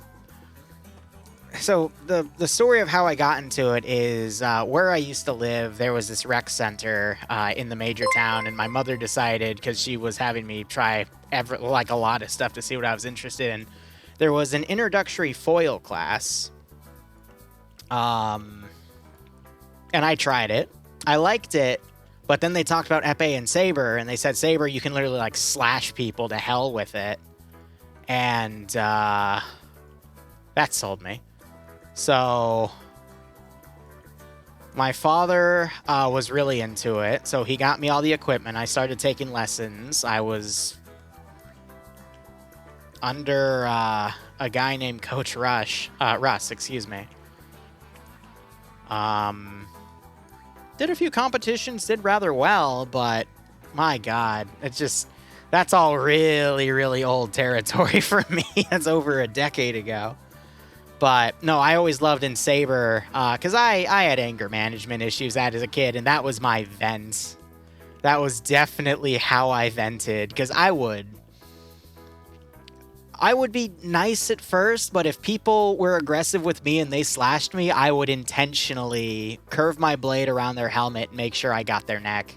And then they'd get angry at me, and then I would get very aggressive with my blade work. None of that cinematic bullshit you see in, you know, Pirates of the Caribbean or something where you intend to hit their sword for the cinematics. No, I would literally just make the smoothest cuts I could just to get the damn point and then pull back. And I remember there's this one kid in my class that I would always spar with. His name was Stewie.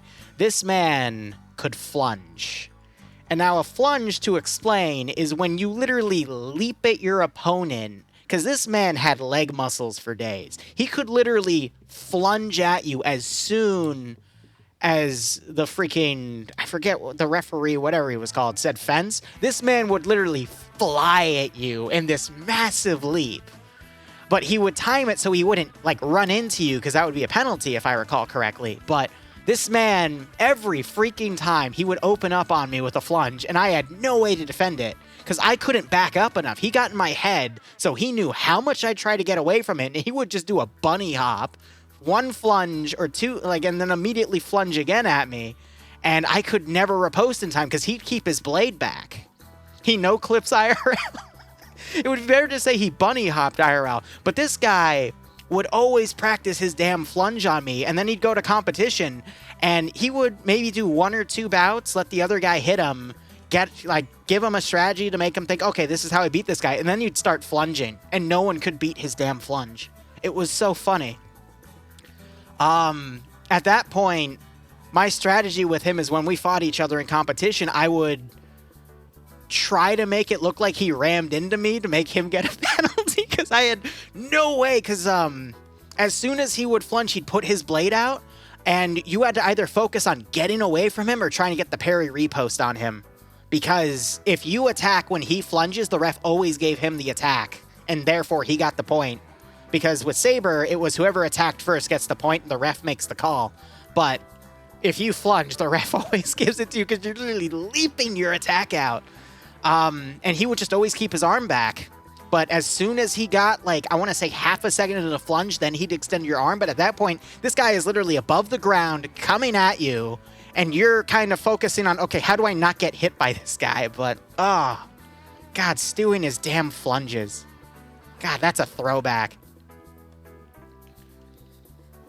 But no, I fought some dudes where I couldn't even see their blade sometimes. I just have to trust where my blade was going and then immediately go for a repost. Because as long as you got a click, as long as you heard like a little ting, the ref would hear that, see their arm extended, and then watch your arm extend as well. You would at least always get the parry repost call. And that's what I would go for some people. Because some people, my God, like real professionals at that sport, they move quick. Oh. 'Twas always I, the flunger, but no, Stewie would always get people with that damn flunge. It was so funny.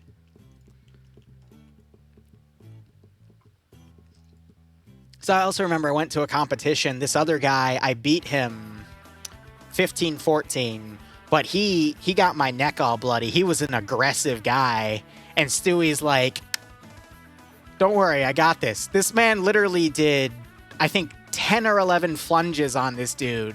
And this big burly guy who clearly had anger issues was getting super defensive with this little pipsqueak. This thin stick of a guy just like charging at him. Oh, God, that unearthed some really ancient memories. Good God. But yeah, I'm going to be honest, I've had a pretty interesting life with a lot of stuff to consider. And I will admit, I mean, these days I would consider it a little more on the mundane side, but mundane's good to have that bit of break, you know, becoming an adult, shit like that. But, good golly. Sorry, I got completely distracted. I'm trying to build a fob, and now I'm thinking of an old friend and his damn flunging. But it was the Virginia Academy of Fencing.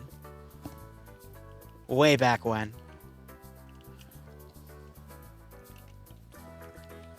Alright, I'm going to do at least one transport truck in here.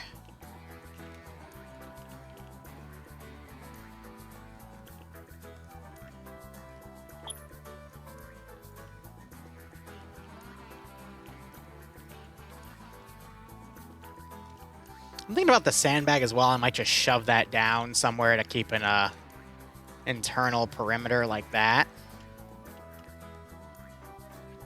So, if you have anger issues, I would recommend Saber, because Saber, if you can...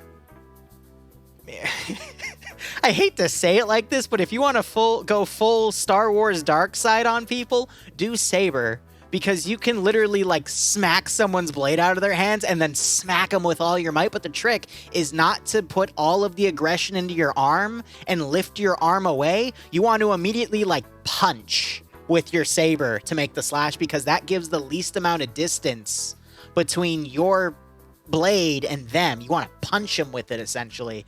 Because if you do, like, an open curve, that leaves open for them to immediately attack you before you can finish your attack, and they'll always get the point. But I remember that's what my coach would tell me. Liru, you gotta punch him. And I'm like, okay, I got it. Because when I started, I would always pull my arm back to just make a powerful attack, but he'd always then hit my arm and say, what are you doing? You're just leaving yourself open to be attacked. So just punch him. But I'd say epee, if you really want to do leg work, for example, epee with those really long lunges, because epee is all about stabbing. There's no slashing in epee or foil. Only saber has the slashing. Epee would be good for that, but epee, you can hit them anywhere on the body. You can hit them on the foot, you can hit them on the head, you can hit them anywhere. But that's also where you get into, like, you know, parry 1s and 2s, which are for defending your legs or your feet. And then foil is basically like a light version of epee where you can only hit them in the chest, but it has to be a stab. I always preferred saber, though, because, again, you can slash, but also it's a bit more cinematic in the fun. Because, let's be honest, if you have anger issues, what's better? Stabbing someone and going, or just slashing someone as hard as you can? Because here's the thing. Doing that is actually really, really useful, because if someone isn't giving them themselves enough distance to parry something, you can hit someone so hard, and if you hit them with the right angle of the blade, it's possible to bend your blade over their parry and still hit them. And to break their parry and still get the point, as long as they don't immediately repost, which is the counterattack, and hit you. Which, it's only like a fraction of a second they have to do that. And some people are that quick, where even if you bend the attack around their arm, they will still immediately punch you forward and hit you. And then the ref, every freaking time, will count that as a counterattack, or a parry repost, excuse me, that would be the call. Even if you broke their parry, because then it's called a malparé or something like that. And then you're supposed to get the point, but because most refs aren't going to see it because they're just that damn quick, but oh man. There were a few matches, excuse me, where I know I should have won that, but the ref gave me really bad calls. And then that would make me more angry, and then I would channel the anger and hit harder. Oh man. But I remember, that was something more I did in middle school and high school, and then I tried it a few times in college. Because the college I went to, they had a fencing club. I went there one day, I dominated everyone. I even dominated their coach, and they're like, who are you? And I'm like, oh, I'm Liru. I'm internationally ranked. I'm from the Virginia Academy of Fencing. Like, oh, cool. But I just got bored, so I didn't go back. But that was also when I was doing, starting off Arma YouTube, and I just thought, I'll just put it to bed instead. And it was at a time where I had an Arma slot, and I took the day off just to try it, and I'm like, I don't want to drop my Arma slot for this again, but yada-da. Stop saying my snow... Again, if your penis looks like this, go see a fucking doctor. Okay? Your penis should not have two heads. Stop saying this looks phallic, okay? If you have a double penis like this, take it from a professional ERPer. This isn't how you do a double dick. If you want a double dick, you literally just have two dicks, okay? God. That's another thing about me, but I'm not getting into those stories today. Okay, if these are your balls and this is your dick, what type of dick would have, like, what fucking alien horse thing are you at that point if your dick is literally the shape of a disc? Ugh. Don't get me wrong, I've met people with some really weird fetishes that are really interesting to roleplay with. And I say interesting as a way to say fucked up, but... the things I do for money. Anyway. Double DP, my dude. You have no idea. But yeah, fun fact, I used to run an ERP community for 2 years. And I didn't even mean to, but that's a story from a different day. Or for a different day, not from. I swear, my typing is much better than my diction, but that's because my brain gets confused easily.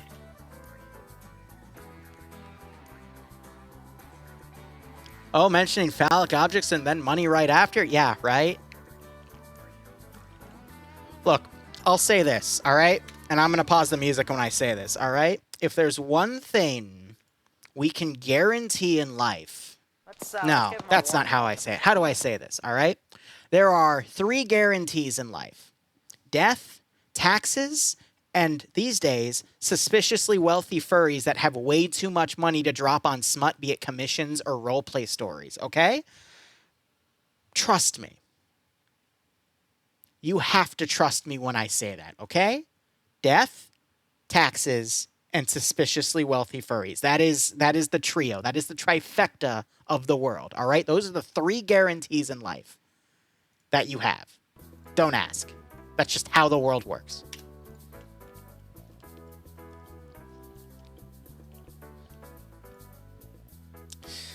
And I will say, my college was paid in a small part by suspiciously wealthy furry money. Anyway, let's finish up this fob, shall we? You mean Disney fans? No, there's a difference. I know what you're getting at, and I can tell you there is a difference, sir. It's a law of physics. Yep. First 2 you know, but the third scares you? Hey, so did it. It scared me too when I first learned about it. Oh, my God. Oh. Look. There's some fun parts of the deep web. There's some really terrifying parts of the deep web. And then there's the furry part of the deep web. You must never go there. Okay? Pretend I'm Mustafa and you're Simba and I'm telling you not to go to the dark side of the valley, whatever, from the frickin' Lion King, all right? You must never go to the deep web side that is controlled by the by the suspiciously wealthy furries, okay? No one comes back there the same person, all right? There's a reason I'm a little crazy. Fuck me. Let's give him a warm welcome, shall we?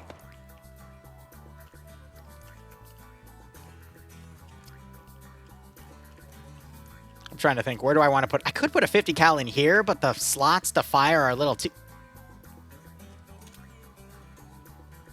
You know, wouldn't it be nice if they, like, actually connected their textures so I didn't see through the actual freaking corners of the wall? Wouldn't it be nice? I mean, then again, it's, like, really, really small. That's just me nitpicking, but at the same time, wouldn't it be nice? I'm trying to think how else I want to design the internal structure here. Where did the trend... Oh, right. They perfectly blended in because I'm an idiot. Anyway. Arma was made with furry money?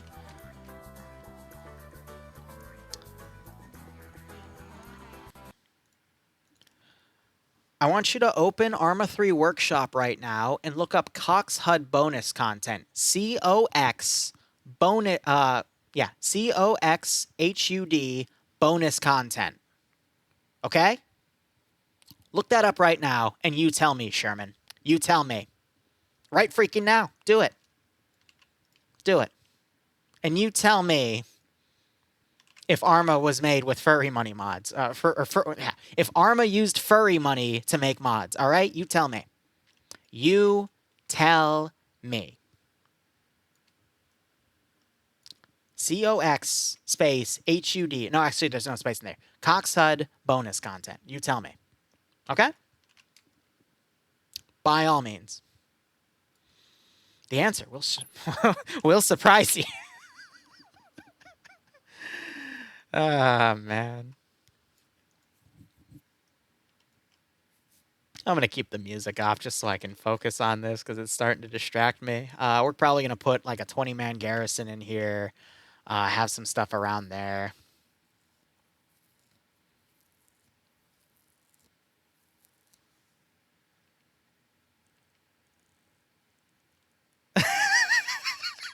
Yeah, Chibi, I told you to go to the workshop and search it, not to the... You know what? Okay. Okay. Now you're starting to scratch the surface, but that wasn't the surface I wanted you to scratch because I know that that's the cursed one, but you know what? You did that one to yourself, buddy. I'm sorry to say. I'm sorry to blame you. You did that one to yourself. And I'm not apologizing. My God.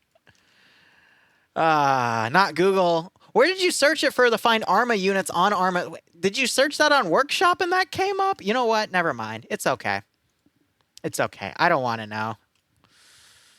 I think it's all cursed enough. All right, let's get the Garrison units and work with this here.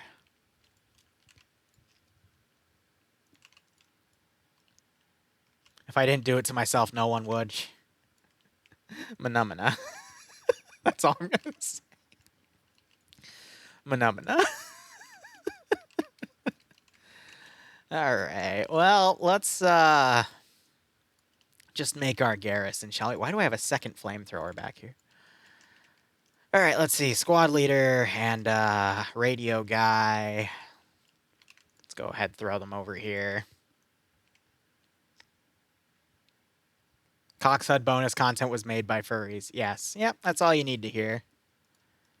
Why do you think they named it Cox HUD? All right? Why? Just think about it. Say it slowly a few times. It's like when you cough like a mime. Go ahead and cough like a mime. It is surprise knowledge that is giving us chronic depression in current time. J Murder Taste, thanks for the 24-month resub and that insightful knowledge. I hope you keep enjoying the operations. Enjoy the 24-month resub with the new badge. I believe it's the silver, if I recall correctly. And I hope you get a nice kick out of this little dev scenario. And just don't ask too many questions. Yes, it does have a Santa in it. In fact, it has that really giant, tall-ass Santy that we put in a Pog Op a few months ago. That's where it's from. All right? It's also where the furry models for our Black Templar versus furry scenario came from, which we're overdue for that because every time Flash gets releases a new video regarding the furries and the Black Templar, I've made it a point to make an op based off of it. And that latest one is going to be no exception. All right, music's going back on.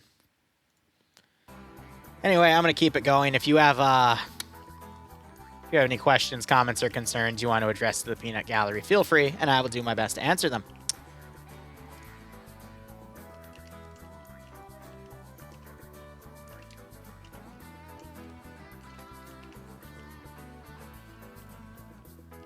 Avenge me, brother!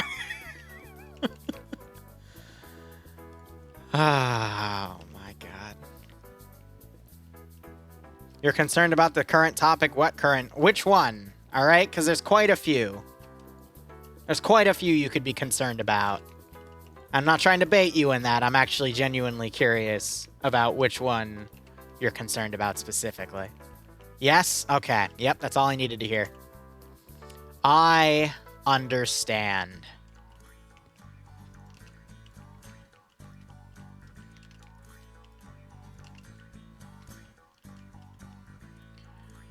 How do I feel about Star Sim? I'm gonna be honest, completely and 100% apathetic towards it, but if I ever try it again, it's going to be in the squad community. It's not going to be in the Arma 3 community because I just don't want to put myself out there to get hurt again.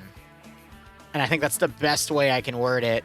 Because Star Sim, don't get me wrong, it was a great experience in the sense that there were a lot of really cool people that I met, and some I still see here and there to this day, and we, go back, we share stories, we catch up on, hey, where did you end up, yada-da. But, again, it was just the classic issue of upper management really screwing everyone over, having some sort of disconnect, which, I mean, that's an issue everywhere, to be perfectly honest, but, in some places, less of a degree than others. Let's go ahead and look at that base from the Zeus interface. It be like that. Black licorice jelly beans. I have never tried one. But Just saying, us in the 38th. Where have I heard the 38th before? 38th Damned? No. I know a community called the 38th. I'm trying to remember if that's you or not. 38th Assault Corps. Are you in my MCO framework? Fuck, where do I know the 38th from? Led by Hat. Yeah, it's not ringing a bell, though.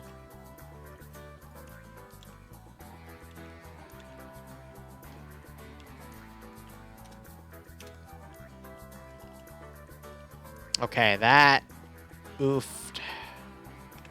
Let me fix that real quick. Yeah, again, I'm always open to working with new groups or, you know, just taking a part in them to try them out. Always down for that. Just always, as I already talked with someone else, finding the time and the compatibility.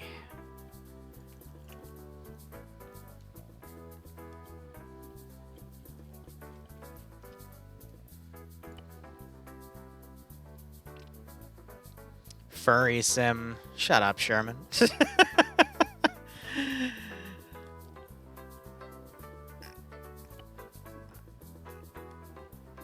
Can we, how about this? Let's make a, if I ever get, how do I put it? I've been focusing on making a bunch of random joke ideas where if I ever get to like a really big size for whatever reason, one of the ideas I have is I'm going to start making random joke units that only survive for a month and we do really stupid stuff. One of them is, in fact, a furry sim where we spend a month doing maybe 6 to 10 ops where we fight the Black Templar. Emu sim would be another one, which we're actually actively doing right now because of all the pay-for-pain rewards. But, you know, silly, dumb stuff like that.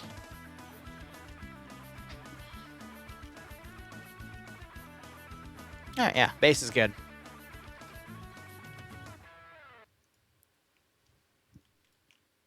Yeah, I'm happy with that. Let me go to the center here.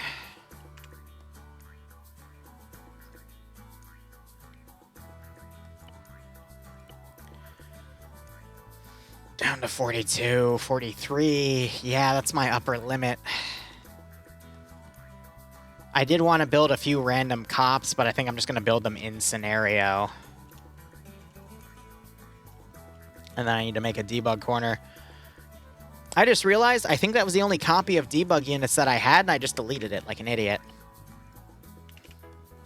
Then again, that's fine. But at the same time, it's not. Because that had everything.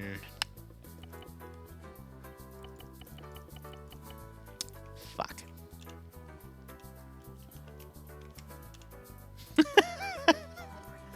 I do that occasionally too, and that's what pisses me off the most.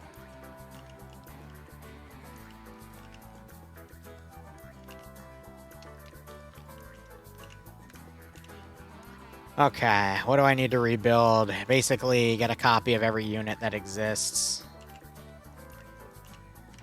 And then reorganize it.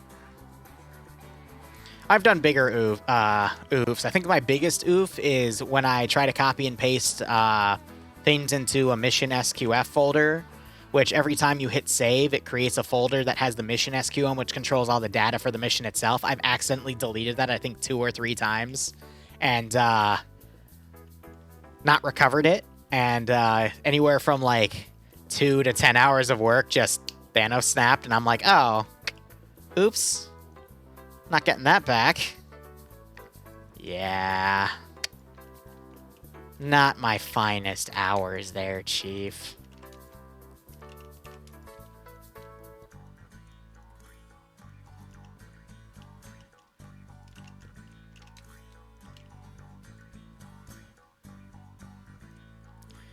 AT, Grenadier, let's get the actual squad leader, which would be that SMG guy, which I think I deck dated as a team leader there.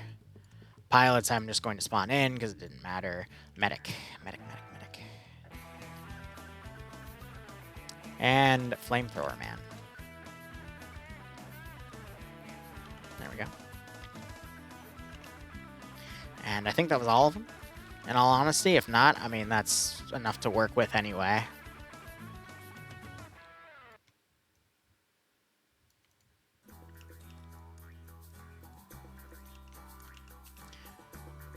gonna try something.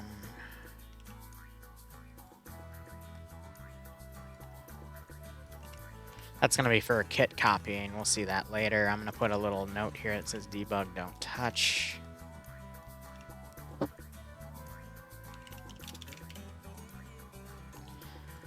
After I do the cover map mode. Jimmy saying there's a reason that he doesn't pay attention to stuff going outside of his platoon in the 501st. Yeah.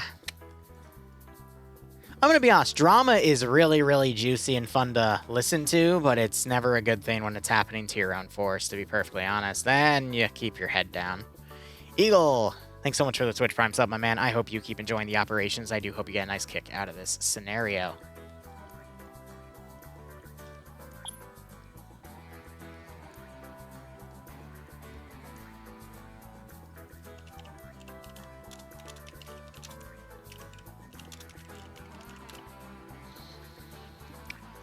Alright, let's see. Staging point. Ah! Even Liru needs some furry money for My ops. fucking god, Sherman, shut up. The suspiciously wealthy furries, man, that control Arma 3. They control everything. Ah, that's funny. That's funny.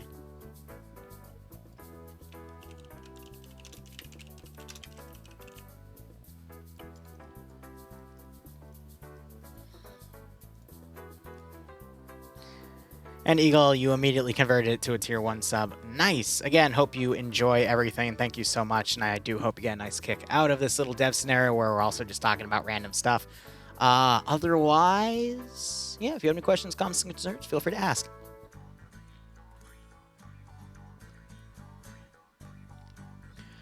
Community with, like, no drama.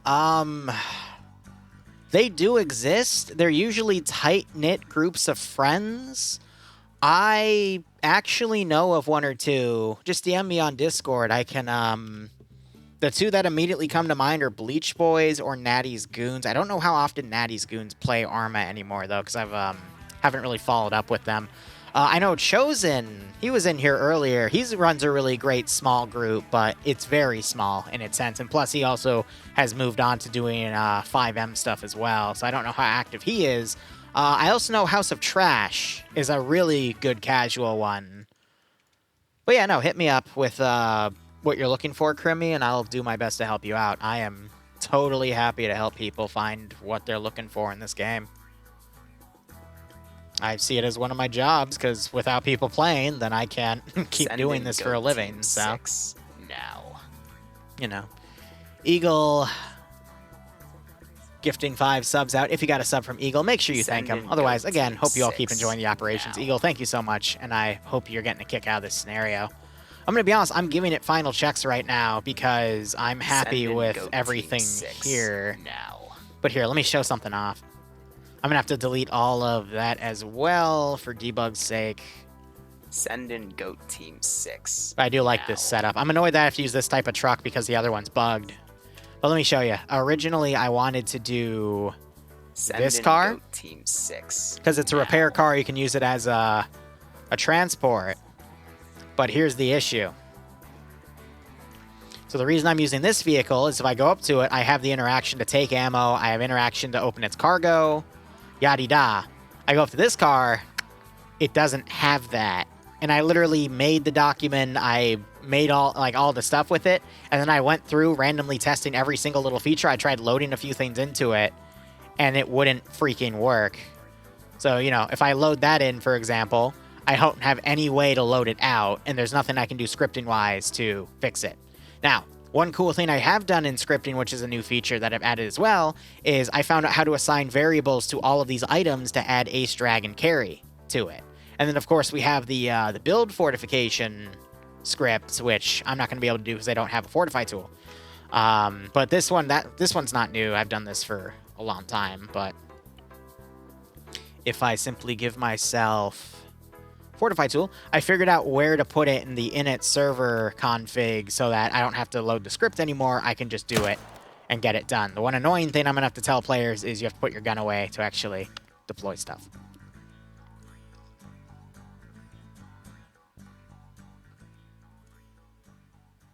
And Eagle reminded me to hydrate. Thank you. But that'll be how they build their fobs and shit. But yeah, no, I'm excited for this op. If you're part of the MCO framework, the document is publicly available. I'm probably going to take out the operating image tab, and instead on Saturday, I'm going to post a document just talking about the actual objectives and the breakdown of the scenario itself. But, no, it should be good. And then, let me test the respawns real quick, but, I mean, that should be an easy one. Dome someone in the back of that only if the opportunity arises. So you have the original staging point for mainly plane pilots and also technically tank crews. I'll be, by default, moving a tank up to where their fob is when they get blown up because those are on a timer, but the planes will respawn here, and then they've got full triple R back here because this is counting as a rearm and refuel, and the other one is a repair, which is that. And then, you know, you've got 2 mortars, you've got 2 different types of Maxim guns. You have the standard Maxim one and then the trench one, which is the one that you can stand on. The actual Vics themselves... Oh, wait, what? Motherfucker. So that not copy over on the other one? Mine boxes. See, this is why I have so many ways to triple check everything. But yeah, this is specifically a rearm as well for like the mortars and turrets and shit. And then you have these ammo boxes. I thought I rearmed one of them. So I'm going to check the other one real quick, but these are also respawn vehicles. Let me check you. I have a feeling either it didn't copy over properly or I've screwed myself here. No, so none of you copied properly. Fuck a duck. I'm going to reset that real quick then.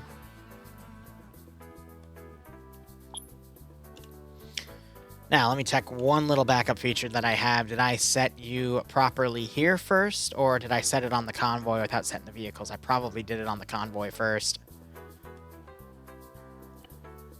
Ah! Ha! Yes, I did. Okay, cool. So, let me copy you. And if you notice, there's these towers. They were invisible, but that's meant to also give these things an extended radio range as well. So right-click that, and that.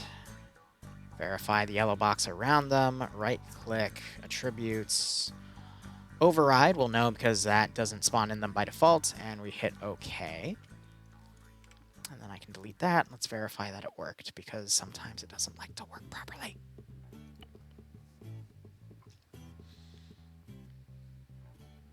What unit is this for? This is going to be for my MCO framework, which I will also state, if you're interested in joining the MCO framework, just shoot me a message on Discord or apply for an auxiliary tag in the rank and tag requests on my Discord. I always grant auxiliary tags. But if you're curious in getting your community involved, just reach out to me and I am more than happy to let people in. There we go. But mainly these are for this.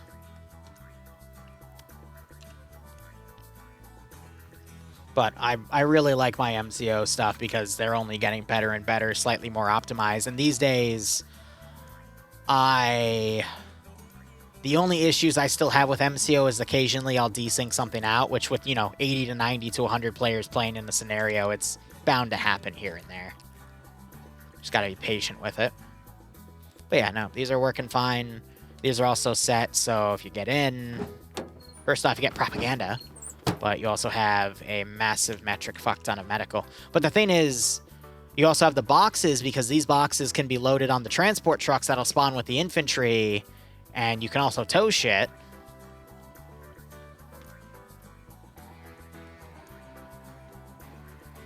But then if you also go into here, cargo, I added some space to basically allow people to load in additional boxes if they want to.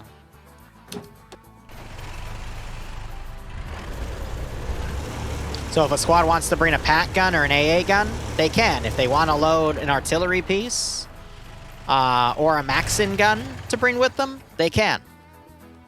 There's a lot of ways this can be played out. And a lot of strategy that's going to be behind it. So I'll be really curious to see how the player base go. Because I also know this is the original thing I wanted to show off on this scenario.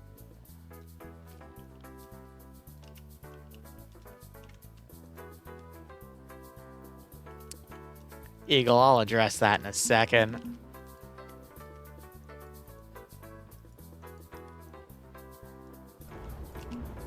Oh, I need to tune that out of my mind to show this off, but good God, that. That'd be hilarious.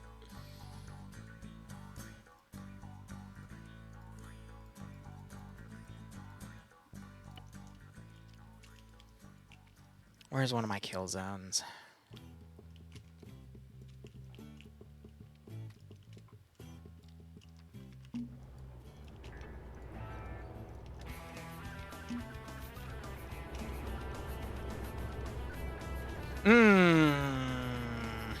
One second. Because I had this done for testing. Let me, I need to go fix that real quick.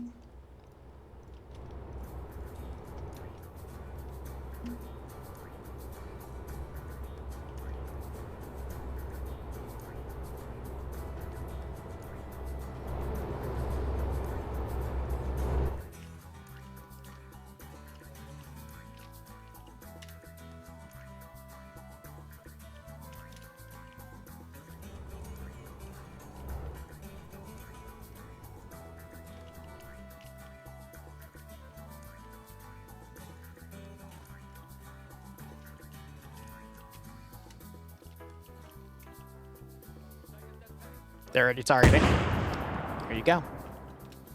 Exactly when they got spotted.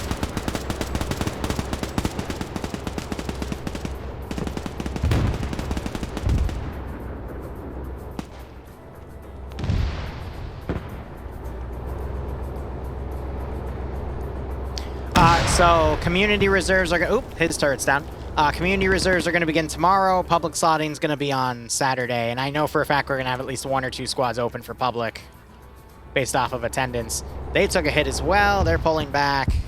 But yeah, no, so the range is exactly what I want. Let me test another kill zone.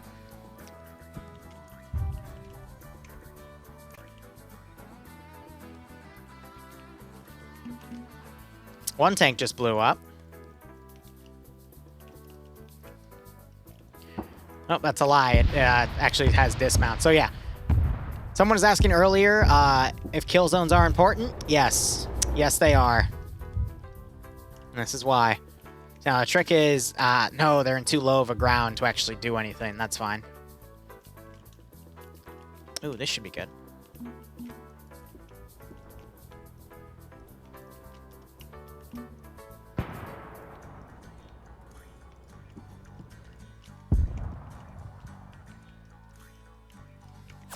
They're firing. Yep, so they're now firing.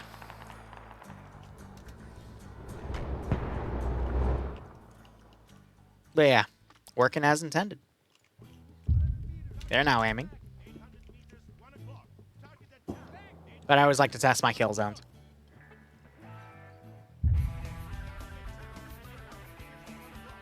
How do you not get AI to dismount and instead retreat? Usually AI will only dismount if their vehicle's disabled. So if the gun's disabled, they'll still retreat with the vehicle, but if they get detracked, then they'll bail out. Or if they lose at least, I want to say, 2/5 of their maneuverability equipment, in this case being wheels. So if they have 8 wheels, if they lose 3, they usually bail out of the Vic. If they're down to 4, if they lose 1 or 2, usually with 4 Vics, if they lose 1 wheel, they'll get out, but some vehicles are different. I think these guys aren't targeting simply because there's just a little bit of defilade that covers them, yeah. But there's a way to do it with their settings. But I don't recall what it is on the top of my head.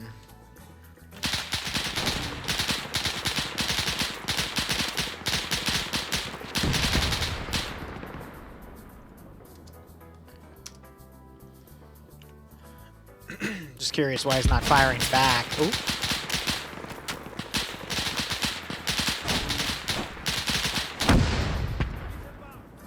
Oh, because the gun's disabled.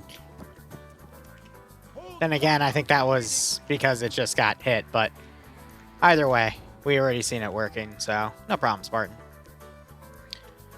Can that be a pog op? Okay, so SG1 versus furries. I will admit, I would be more than happy to be paid to run an op like that. That is an op concept, though, that I could not run anywhere that I currently work, simply because either I don't have control of the mod set, or I don't have a player base small enough to run something like that, because Stargate ops...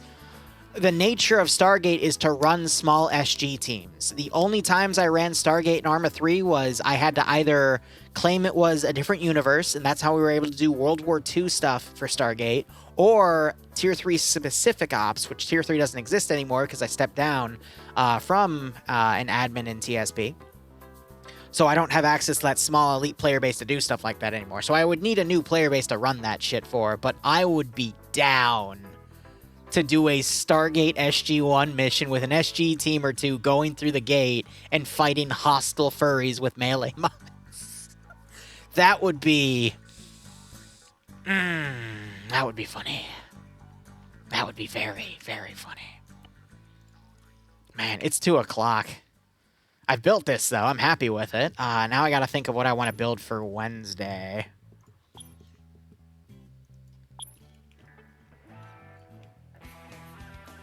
Wednesday, do I have an op tomorrow? Let me check the internet real quick. Oh my gosh, that's a lot of DMs.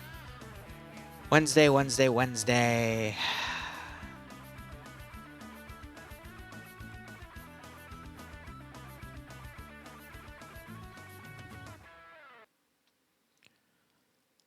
Okay, so I don't officially have an op tomorrow, so I might just play on the ground.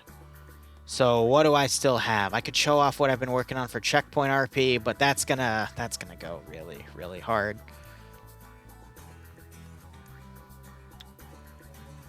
What do I want to do? I do want to work on 343 Guilty Spark version 3, but I'm still waiting for the final thing to come out with my flood models. I don't think I have anything else I really need to stream right now, actually. Just chill and relax on editing, so... yeah. How much would you want to build it? Eagle DM me. Really, it's not about the payment. It's more so I need to find a player base to do it. But if you have a player base, I'm more than happy to ask for something well below my standard rate. But even then, if we have a compatible time in the first place, I would probably even do it for free, because that would just be fun.